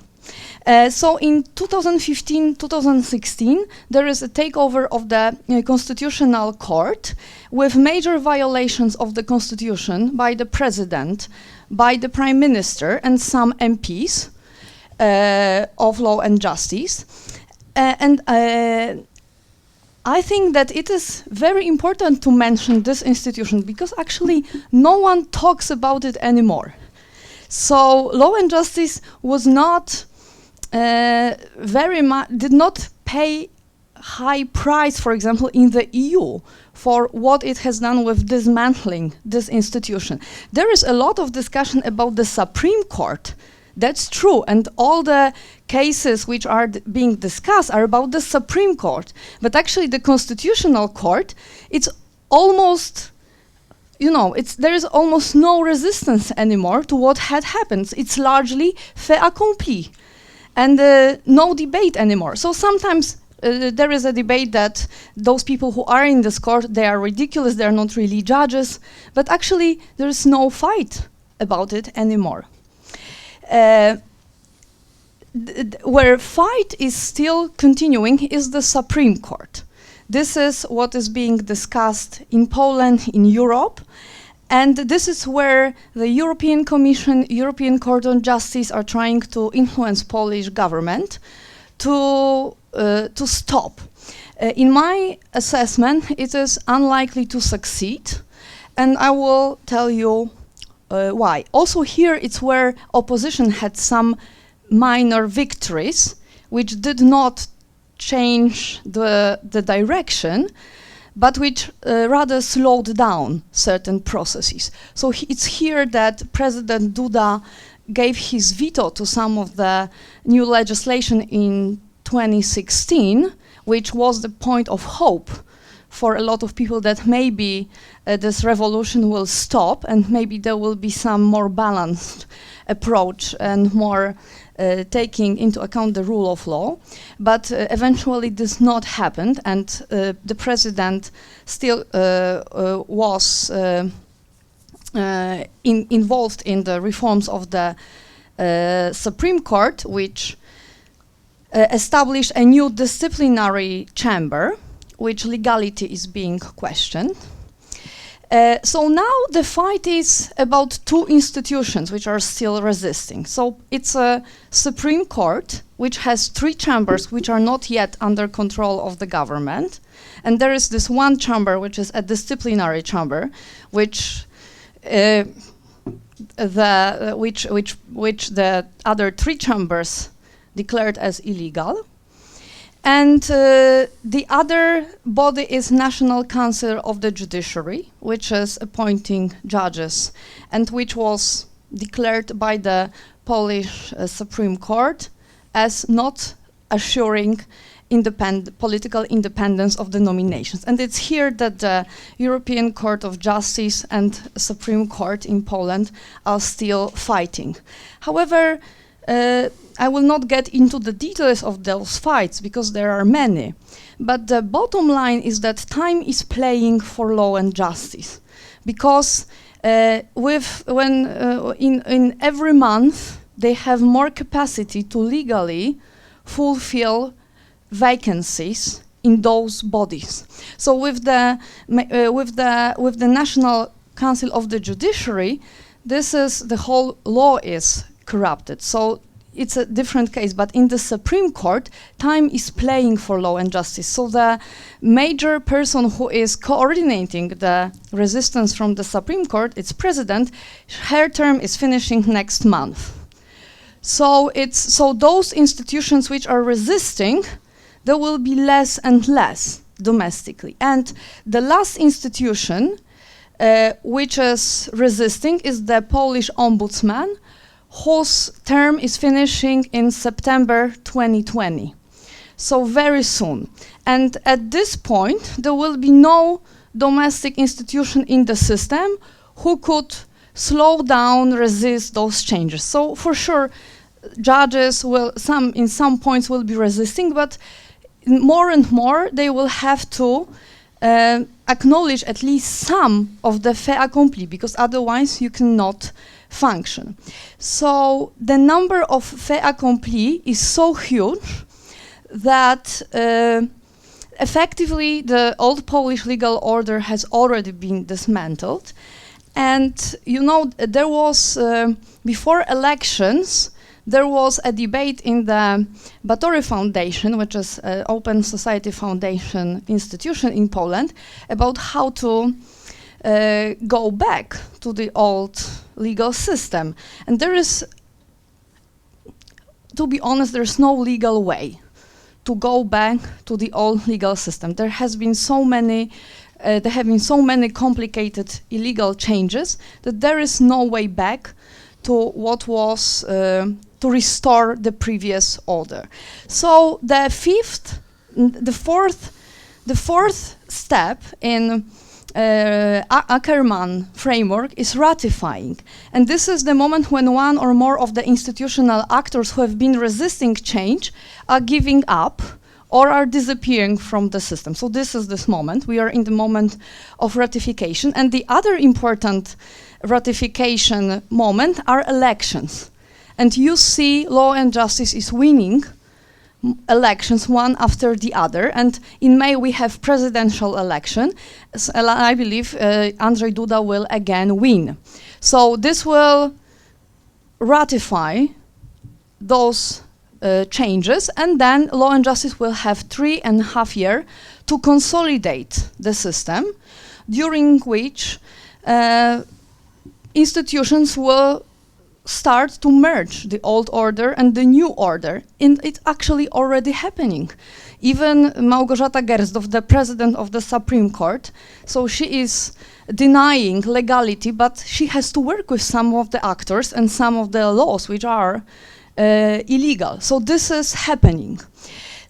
So I think that this year, if the presidential elections do not give any major surprise, Law and Justice will have full control over all institutions in the system. And I would like to, finishing my presentation, I would like to give you an insight about what I believe is the state of mind of Polish opposition, which is different from Hungary, because I think Polish opposition hasn't yet experienced enough.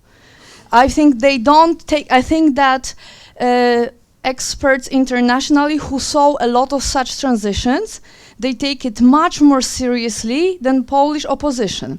And what are two important pillars? So first, marketing experts who are advising political parties say that Polish citizens, Polish electorate is not mobilizing about an authoritarian threat. People don't care about it. So politicians are advised not to bring this topic because they will lose. And this I know for sure. This is one thing. Second thing, elites of the opposition, even if they say that, oh yes, it's a horrible situation, everything is illegal, they don't behave as if it was high politics and constitutional revolution. So, for example, during elections last year, parliamentary elections, and Polish law gives a lot of premium for being united because it's giving extra, it's proportional but with extras for big parties. All parties, the left, the peasant party, were fighting for consolidating the parties, and none of the leaders really believed that competition in the political system can be limited, because if they really believe that, they do what they do in Hungary, what they do in Istanbul, that they go together. If you really believe it's an existential threat for a survival, you go together. But everyone was fighting for consolidation of the party. And last thing, in Poland, in order to for sure have the majority, you have to at least entertain with the idea of the left being in the same coalition with the far right. And this seems, for the moment, unimaginable. Thank you.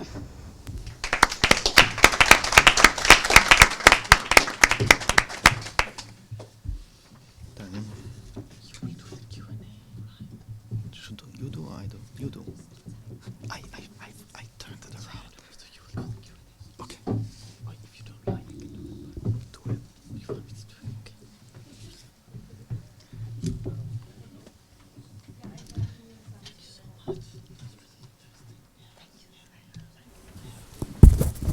Yes. Thank you very much. Thank you for having me. It's a huge honor for me to be able to speak in the Danish Institute for International Affairs. And in my presentation, I would like to provide a political institutional analysis of the European rule of law crisis. In contrast to the very popular explanation in Western capitals, I would like to start practically with my conclusion that not the deficiencies of the institutional framework of the European Union hampered the EU institution to address the rule of law crisis in the EU properly, but primarily the political settings, the institutional traditions, and party political bias, which is determining the EU actions. Therefore, I would like to briefly give a short introduction to the toolkit, what EU institutions have available to address all of these issues, and then focus on the political obstacles.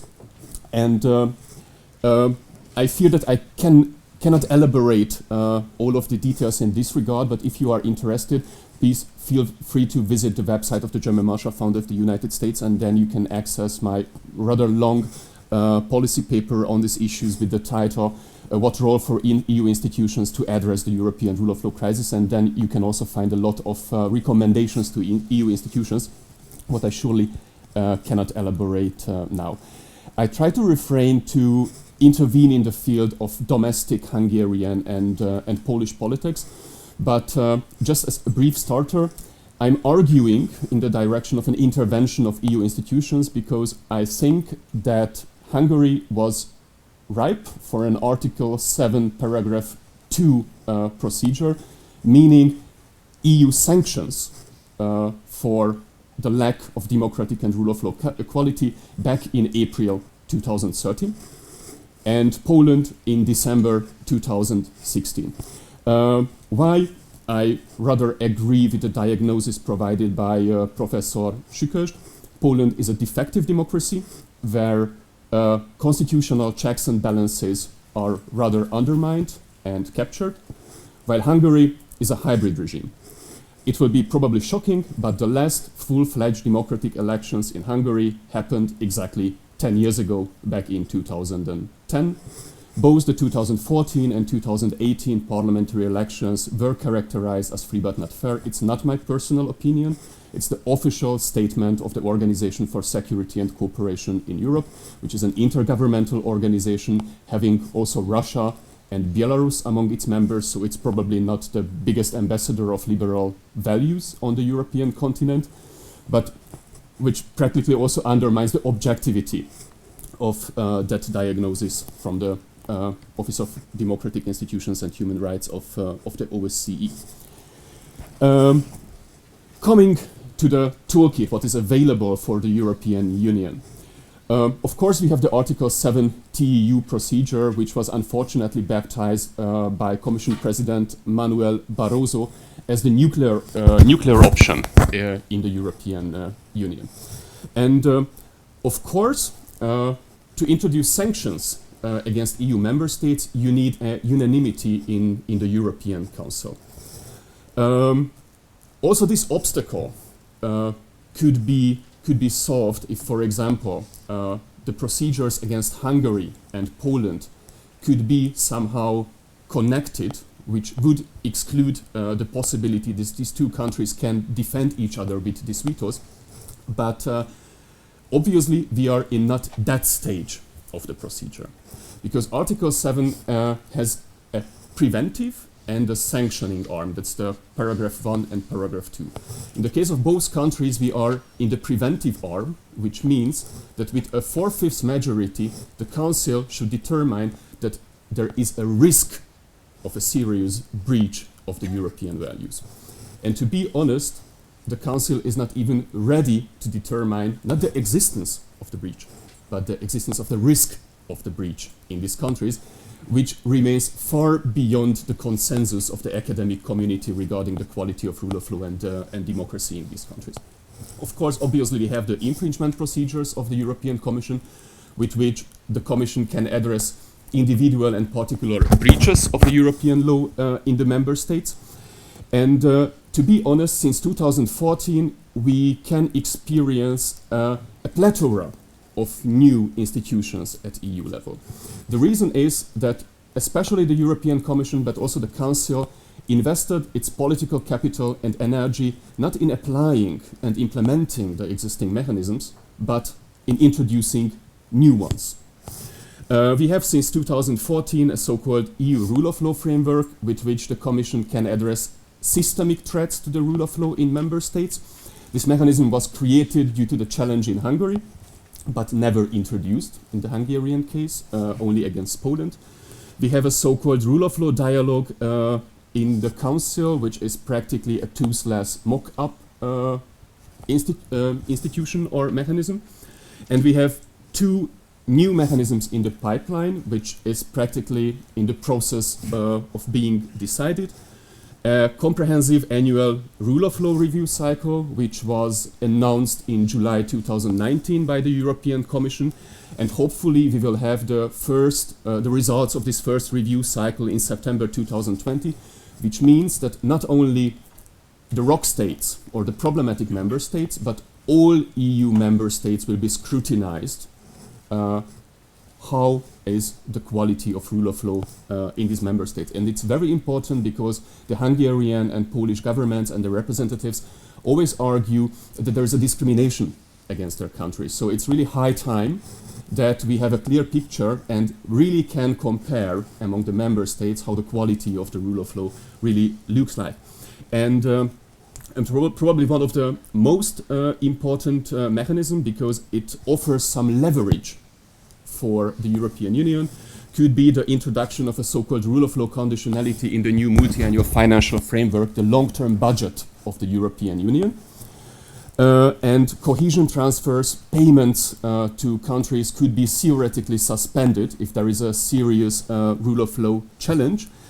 But because the new multi-annual financial framework also requires a consent among the member states in the European Council, I am a bit puzzled whether it will be not emptied out at the end of the day.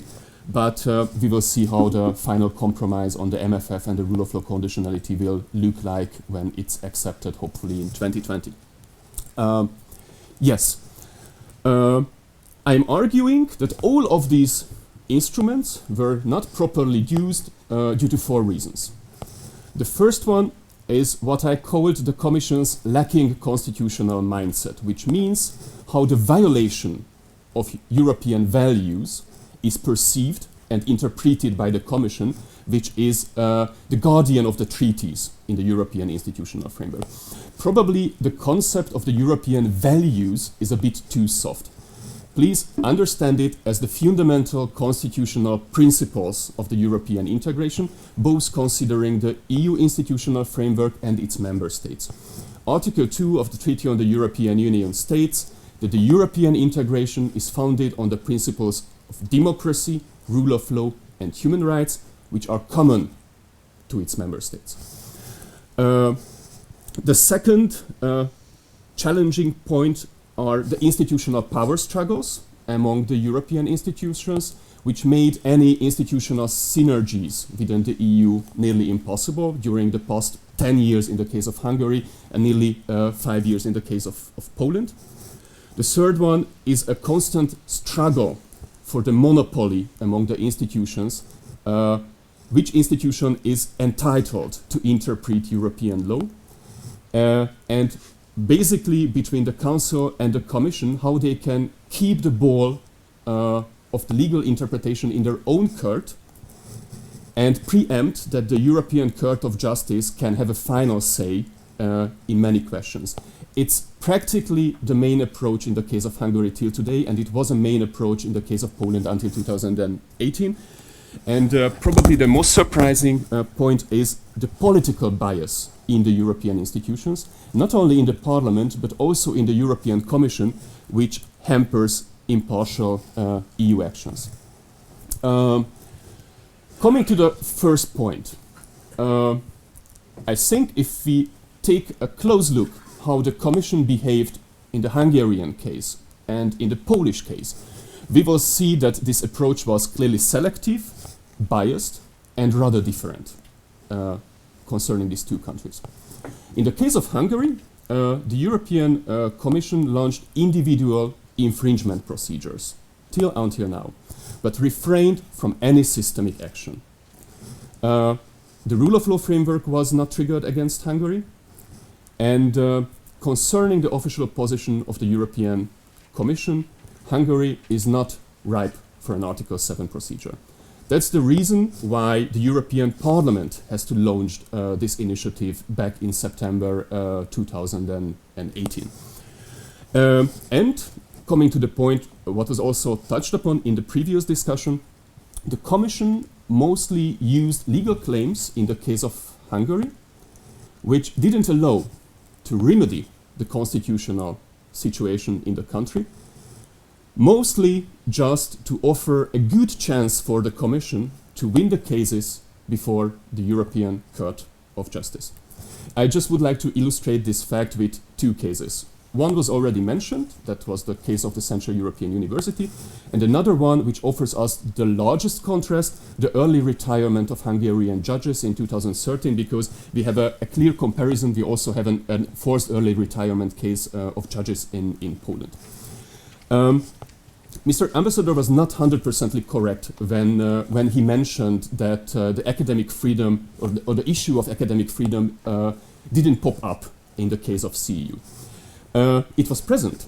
It was present in the recent opinion which was prepared by the European Commission, so in the Commission phase of the infringement procedure. But the Commission didn't use this argument when it referred the case to the European Court of Justice. Why? Because in the EU treaties, you won't find any reference to academic freedom. Therefore, if the Commission would like to win a case before the European Court of Justice, it needs legal references, legal arguments which are present in the treaties. Therefore, the most obvious legal argument offering the highest chance to win before the court was that the law on CEU is obstructing the free movement of services. Education is a sort of service within the European Union. But it's, I would say, a particular example. The most blatant example is the forced early retirement of judges.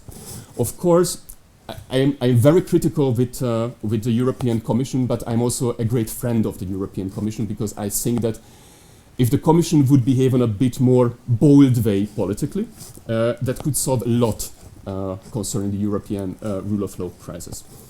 And the Commission really learned a lot from 2013 until 2018 from the Hungarian case how it should address rule of law issues in Poland. But back in 2013, when approximately 10 to 15% of the Hungarian judges was forcibly sent into retirement, the European Commission addressed this whole issue as a case of age discrimination. Didn't apply for any interim measures which could suspend the implementation of the forced retirements. So all of these judges were really sent into retirement age. And of course, won the case before the European Court of Justice, but the Hungarian ordinary courts were already captured. In 2018, when a similar legislation was applied by the Polish parliament, not only referred to the age discrimination, but also as a violation of the independence of justice. Because Article 19 of the Treaty of the European Union clearly contains a demand to the member states, because member states are applying European law, that have to provide independent legal remedies. The member states have to provide independent courts. It's a clear EU legal prescription. Applied for interim measures, the forced early retirements were stopped in Poland, and the European Court of Justice argued with this sort of argumentation, and that Polish legislation was practically cancelled. If you compare these two stories, of course, there is a learning factor, but also the political approach is fundamentally different. And how can we explain these differences? I think two key variables offers us an explanation. The first one is the obviousness of the breach of the EU values, and the second one, how the Polish and the Hungarian governments behaved toward the European Commission. As it was already mentioned, the Hungarian government has a constitutional two-thirds majority, which allowed the government of Prime Minister Orban a constitutional engineering process to practically alter the whole Hungarian political and constitutional system in favor of the one governing party, Fidesz, without any procedural breach of Hungarian legislation or constitution. In the case of Poland, it was again already mentioned, practically this constitutional engineering process was introduced by the very first day and then followed by very serious breaches of the national law. The European Commission is able and ready to perceive, detect and determine procedural breaches of the national legislation, but is not able to provide a deep and substantial analysis how a state is captured without a procedural breach of the national legislation, what happened in Hungary. It's not impossible. The European Parliament fulfilled this task twice, with the Tavares report in 2013 and with the Sargentini report in 2018. Unfortunately, due to political reasons, these documents do not necessarily enjoy a high acceptance in political circles, among the member states and in European institutions, although they enjoy a rather high acceptance in academic and policy circles. So there is a clear conflict among these levels. And the second variable is what I mentioned, the behavior or the approach of the member states toward the Commission.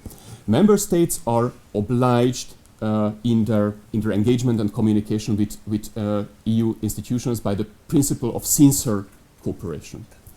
And in a procedural sense, the Hungarian government really fulfilled this obligation of sincere cooperation, was in constant dialogue with the European Commission, not substantially, but superficially addressed the concerns of the European Commission, altered the laws, and ultimately was outsmarting, practically, the European Commission and defying the European Commission with this permanent readiness of dialogue.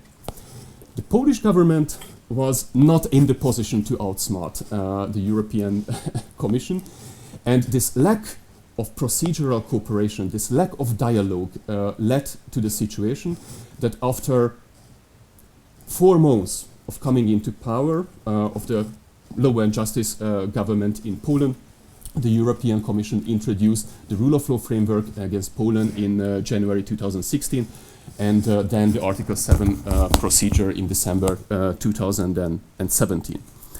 I don't know how much time do I have. If you would finish up, it would be great. Okay, thank you very much.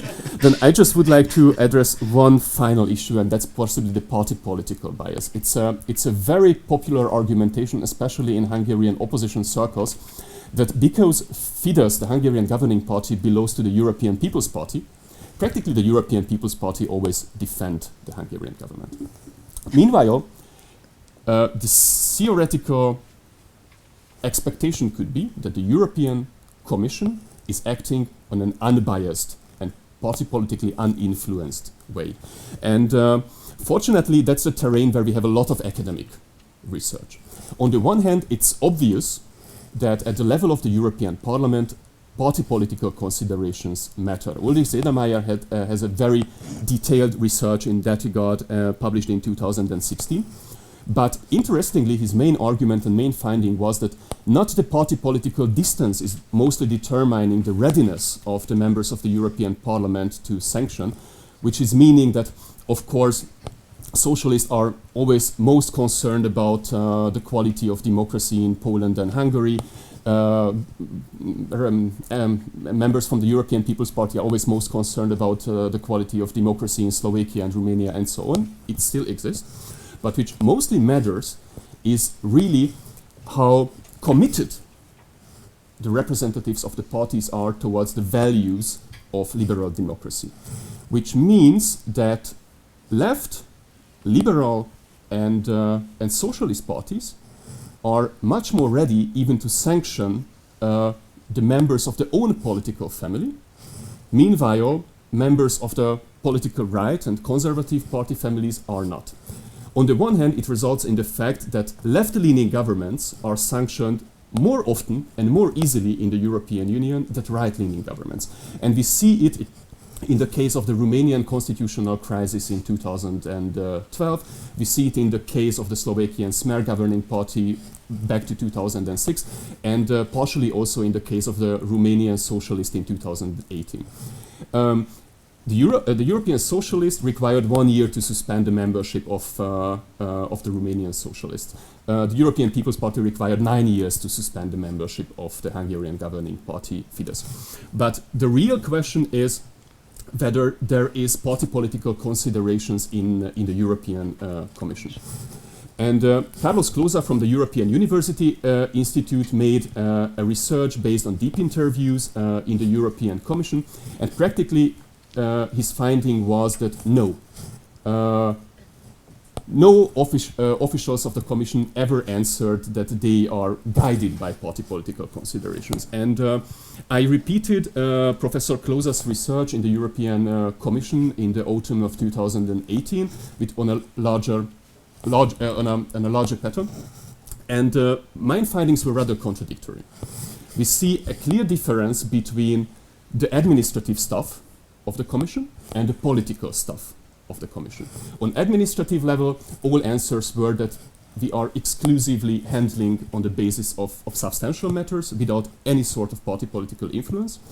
Meanwhile, all members of the political level, current commissioners, former commissioners, cabinet members of current and former commissioners answered that obviously we are influenced by party political considerations. It doesn't matter, it doesn't mean that the fact that Fidesz belongs to the European People's Party is safeguarded from any sort of sanctions, but it is also not a meaningless connection, because the partisanship in this regard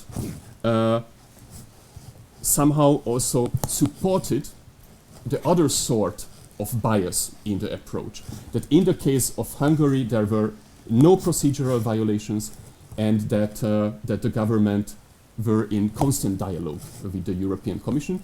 Meanwhile, in the case of Poland, the party political considerations supported the determined action against the Polish government, because Law and Justice is not a member of any European party family, so practically there were not too many commissioners who defended the Polish government in the commissioners' concilium. And just one further phrase, I wouldn't like to elaborate it. What we see in the case of the European institutions, it's practically that all institutions are in constant conflict with each other. The Council is opposing the Commission's initiatives, the Commission is opposing the Parliament's initiative, and to be honest, practically everyone is opposing the Parliament's initiative.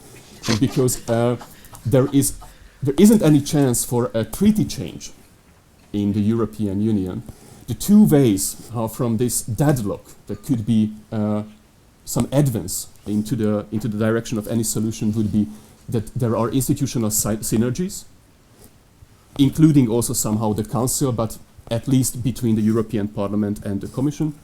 And second, that the opportunity should be given to the European Court of Justice to interpret European law in a progressive way.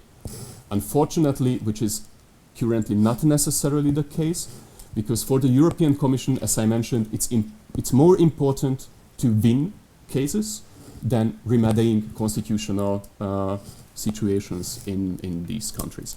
So thank you very much for your attention, and I am looking forward to your questions.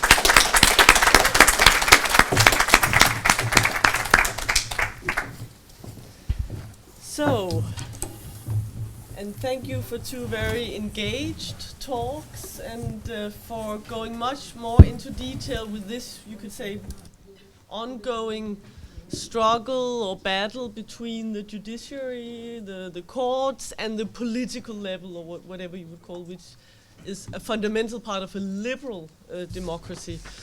And I think from those talks we are now ready for a potentially vivid discussion. So please, you can start. Yeah, thank you very much. I asked a few questions earlier. You hold on. Yeah. Okay. I asked a few questions earlier. Yeah. Maybe I don't think I need to repeat them. But could I just be allowed to change the scenery for 2 minutes? Try. We are not talking now about the EU. We are talking about the Council of Europe. In January this year, the Council of Europe's Parliamentary Assembly, that meets 4 times a year of each 5 days, adopted a resolution concerning Poland, according to which the Council of Europe's Parliamentary Assembly, for the first time in its history, is commencing a monitoring exercise towards Poland, which means that there will be a new report and a kind of resolution. Now let me come to the point, which is, and I thank both of you for your highly interesting interventions. This here refers directly to what you call about international strife. The Parliamentary Assembly could, when they adopted this resolution, have adopted a recommendation at the same time to the Committee of Ministers, where we have 47 member states represented. If they had done that, the Committee of Ministers would have been forced to reply. And the question could have been very naughty. That could, for instance, have been to what extent the Committee of Ministers find that the country we talk about is fulfilling its obligations in relation to the statute, Article 1. Now, they did not do that. The question is whether they will do that. But my point is that there are other possibilities. Any member state or a group of member states could also take action and make a state case towards the countries that we are talking about. A state case towards the court of, not the Court of Justice, but the European Court of Human Rights. But the two organizations do not communicate together, they don't speak and so on, not officially at least. So anyway, there are things that can be done, and my question, the first one was, what would you advise any government to do that sit in the EU or in the Council of Europe if they want to adhere to their own values? Thank you.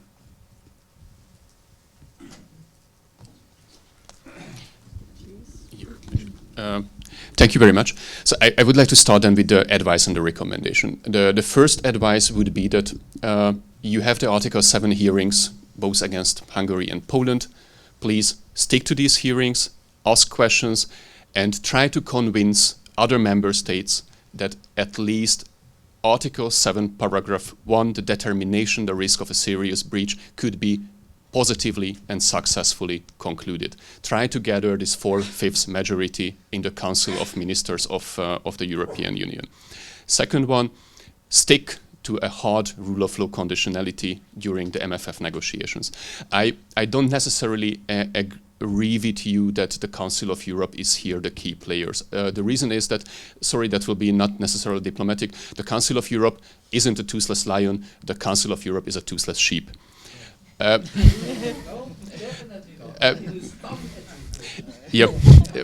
Yes.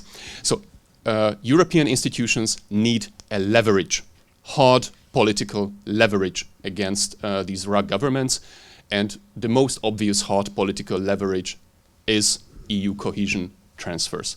So please try to avoid a compromise between the frugal four and the East Central European countries on a low level of EU budget with practically useless or only symbolic rule of law conditionality. I think that's the most present danger to the quality of rule of law in the European Union. And in the case of Poland, the European Parliament adopted 5 resolutions with recommendations. In the case of Hungary, now I even couldn't figure out how many recommendations and resolutions were adopted by the European Parliament. And I don't believe that member states would be ready to use Article 260 TFEU, allowing the opportunity to refer other member states into the court, because no member states take the political burden of charging another member states before the court. So therefore, I would say, and I think it's an especially valid recommendation in the case of Denmark, which has some sovereignist approach to European law. Intergovernmentalism is not a friend of rule of law and democracy in the European Union. You will be not able to reach anything in the Council. So if you are really committed to these values, please try to support and pressure the European Commission and support parliamentary initiatives and try to convince other member states that EU mechanisms should be used.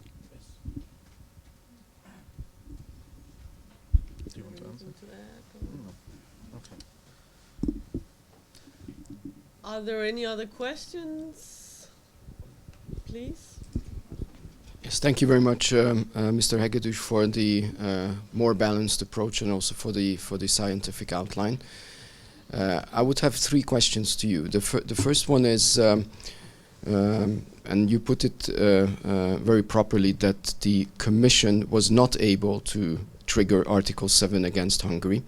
But what would you say that certain closed files, which have been closed by the Commission, can be reopened by another political instance, namely the European Parliament? So what would you say is the role of the European Parliament with regards to the treaties? This is my first question. The second question would be, I would be delighted if you could shed light on the number of infringement procedures going on against Hungary, and especially if you could put Hungary out of the EU 27 into comparison with the others. So how many infringement procedures are going on against my country, our country, and where do we stand on an EU average? And the third question would be the early retirement of judges in Hungary. In my previous comment, I said that the Hungarian government always plays by the role, always goes with the treaties. You outlined that there was a big trouble, as you said, back in 2013. And at the very end of the day, as you said, these judges who were put into early retirement went in front of the court, and they have actually won these cases.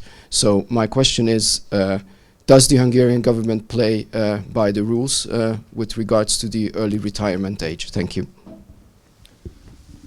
Thank you very much for the questions.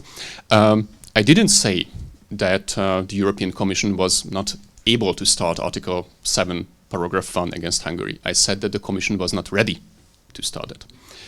And that...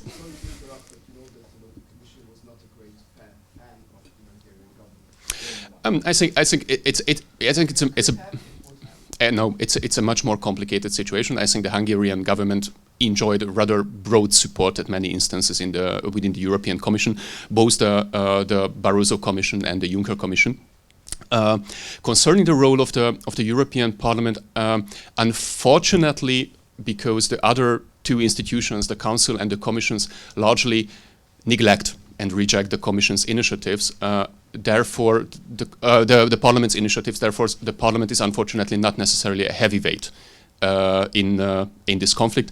I would figure out that the Parliament is the good consciousness in this regard of the European Union.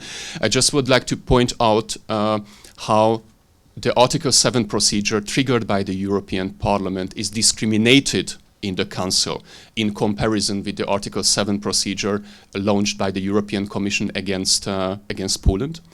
On the one hand, the Sargentini report is not accepted as a reasoned proposal, which means that the Council doesn't have a clear written document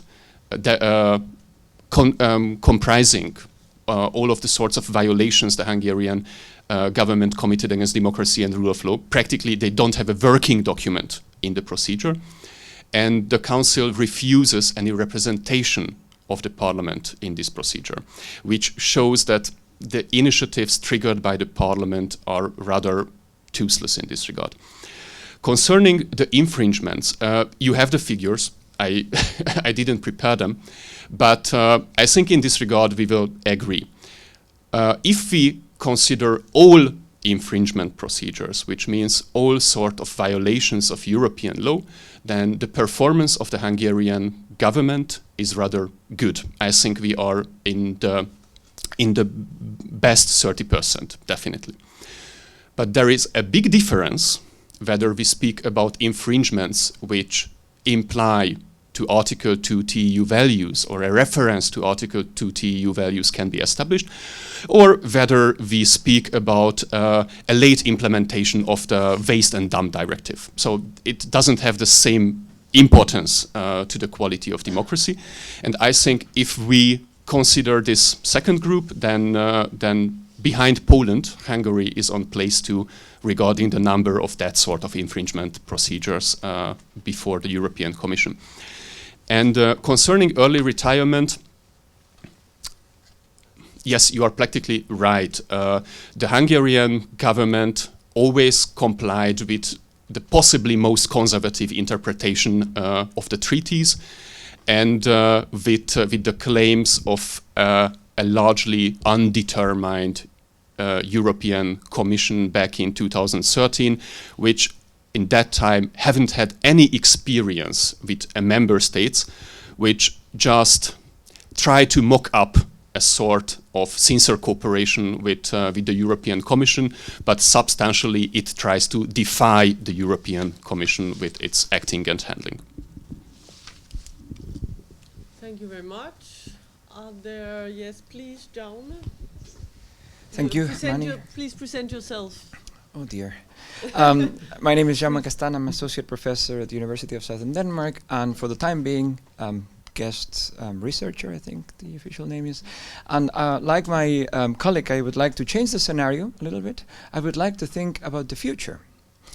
And let's imagine a scenario where what you were advocating today would occur, namely the Article 7.2 being triggered.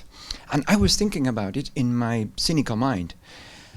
And I thought, well, if sanctions were imposed, for example, on, for example, Hungary, for example, Poland, I was thinking if I was an advisor for those respective governments, that would be a blessing. I could frame that in a way that our sovereignty is being breached, in a way that our sovereignty is being violated. So I'm not being maybe the devil's advocate, but maybe the appeasement advocate here. So if I could frame that so if I was in that position, I could frame it, and I was thinking cynically very much already, I could frame that in a way that our country is being attacked, our sovereignty is under threat by those foreign powers, right?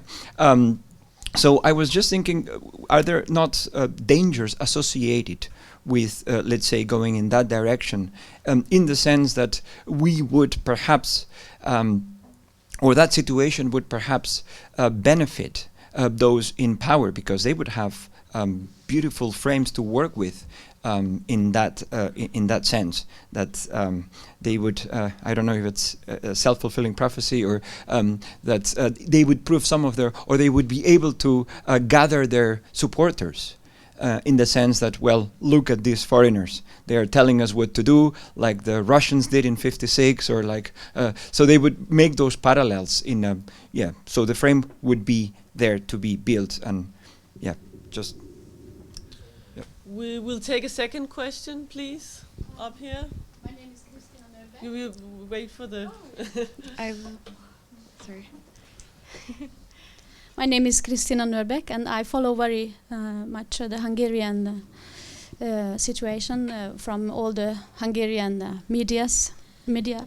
And my question is that I think isn't this all this stuff with Brussels and EU as part of a confrontation politics from Hungary, because they have a very strong and strategic political communication, both for the Hungarian people and also foreign. Then I think in that point very important, this peacock dance, you not explained what it means, but it's Viktor Orban self-explained maybe in 2013 or somehow for Hungarian diplomats, that it is we go forward a little bit, and then if the conflict comes, then we go a little bit backward. So so I think this confrontation with Brussels is a part of some communication strategy when the Hungarian people can stay in opposite of the European Union as officials, dictator or something like that. What do you think about it? Yes, absolutely. Please. Yes. So referring to the first question, it's a good question. I think that if it can help the government, so it depends what is done. So from my knowledge about the law and justice, I think it's internally divided. Some part of law and justice is genuinely afraid of EU actions, and the institution which is especially considered as powerful is the European Court of Justice, and I think it's a real and it's much more difficult from the point of view of law and justice to mobilize against this institution. Commission is presented as politicized, so this could help. So this is one thing. The other is that even though law and justice is in the media propaganda criticizing the EU for 4 years, support for the EU is not declining in Poland, and they are very much afraid that they will be associated with the idea that they are for the Pole exit. They are very afraid of that. So actually, certain showing that if you don't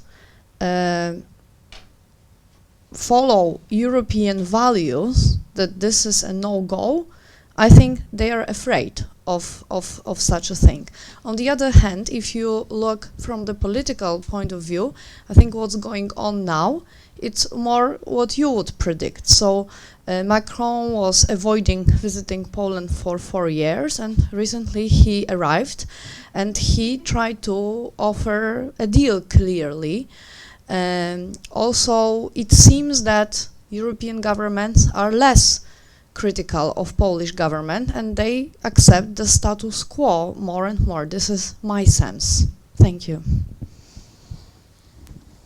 Yeah, thank you very much. Concerning the first question, I can just agree and would like to add that, of course, it's a huge failure that European institutions, or practically in a broader sense, the European political level leaves and completely abandons the terrain of framing these sort of interventions to the appropriate and national governments. And concerning the second questions, I also largely agree that, of course, this confrontational behavior is used on the one hand at the domestic political level for the purpose of political mobilization. But I think on the other hand, in the case of Hungary, it's a general EU and foreign policy strategy. I am sure that there are in the room persons who will not necessarily agree with me, but that's also a big difference between Poland and Hungary. Poland has a largely responsible and constructive foreign policy, especially at the security field, in spite of the internal domestic autocratization. If I had to label the Hungarian foreign policy, it's a disruptive, free rider foreign policy within NATO and within the European Union, which tries to maximize its influence and benefits with the constant threats of vetoes. And I just would like to offer some examples. In 2016, backing the Chinese position against the whole European Union concerning the international arbitration on the seas, on the South China Sea, the blocking of the NATO Ukraine Council meetings, and the list of Hungarian vetoes are long, not necessarily just regarding to the issue of migration or the false framing of the migration pact generally in the Hungarian domestic discourse, but Hungary is repeatedly undermining, for example, European positions and criticism towards the human rights record of China. And in spite, for example, of American interventions in November last year, Hungary was among the first countries which 100% committed themselves to construct these 5G networks with the help of Huawei, and the list is rather long. So, of course, a counter-argument could be that Hungary never vetoed, for example, the sanctions against Russia. That's always a joker card as argument in the hand of the Hungarian diplomacy, but the threat was always there. And using these permanent threats of vetoing any EU position is the card which the Hungarian diplomacy is using really to maximizing its influence in the European Union. And then we have a very last question. Please, down here. It is short and it might.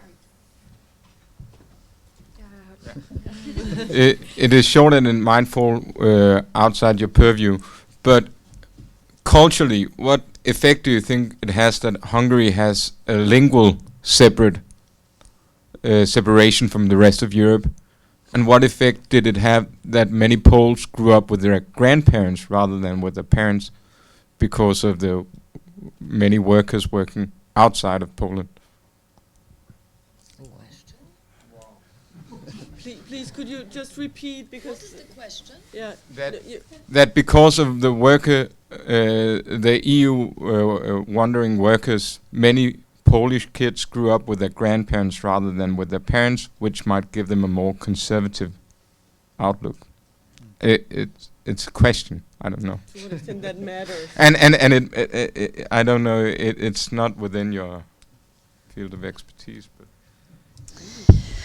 So those kids are called Euro orphans, and there are such kids, but I believe there is I don't know any research about that. Basically, younger people are voting more to the, women are voting to the left and men are voting to the right, far right. So there is more a gender split here, and this we have research to support this statement. Thank you. I'm not a cultural scientist, so I don't have any direct answer, but I think the free movement of persons within the European Union has a much more direct impact here. Meaning that on the one hand, the better educated and probably more cosmopolitan or more liberal part of the societies already left, especially very Also important, but I think it's more or less general, because we can see this phenomenon also in the case of Romania, Bulgaria, and just the perception that, for example, the Bulgarian is one of the most overaged population in the European Union, or that the Hungarian is also getting to become an overaged population, and the fears associated with that coming to a biopolitical end of the nation, it explains a lot also regarding xenophobia and opposition against migration. So therefore, I would argue that this growing autocratization in a broader sense in the region, of course, Poland and Hungary are the peak of this process, but we see that in many other countries as well, is much more linked to this demographic depletion.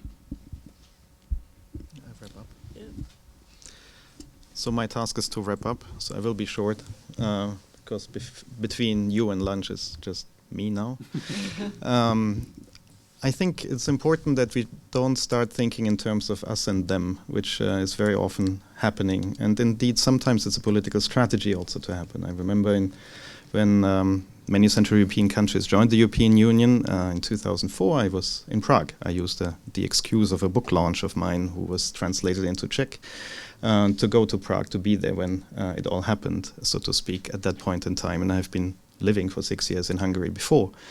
And so this here is because we are talking about us. It's not because we talk about them.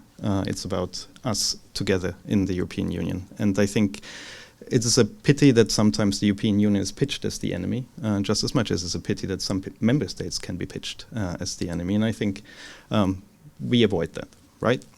And the other thing which is difficult to be avoided is being in societies which are polarized. Both Poland and Hungary are increasingly polarized countries, but they are not the only ones. I mean, when you have been referring to the fact that it's either their opinion or our opinion, it's their media or our media, means that there's no place for a public sphere in which there's a kind of independence, because one confuses neutrality with impartiality. So truth isn't impartial. A court comes down and makes a judgment of somebody being guilty. So it can never be neutral, but it needs to be impartial. And we need, therefore, in the public sphere to find spaces in which this kind of independent talk or meeting can happen. And it doesn't help if one is always constructing the other as having, oh, you say so because you come from there, or you say so because you come from the other side. So it is important that we keep, I think, that one in mind as well. And I say so as a good Italian, right? I mean, I'm used to this. There's this very famous line, which is, you can't invent it. When Berlusconi was criticized by The Economist, he made the following syllogism. My enemies are communists. The economist is my enemy. The economist is a communist. And it's not invented. So it is producing the impossibility that there can be a impartial argument if the argument is turning against you. And that is for both sides, for the EU just as much as for anyone else. Thank you very much for coming. Thank you very much for the interventions. And I hope you will have a good second thinking about everything which has been happening this morning. Thank you very much.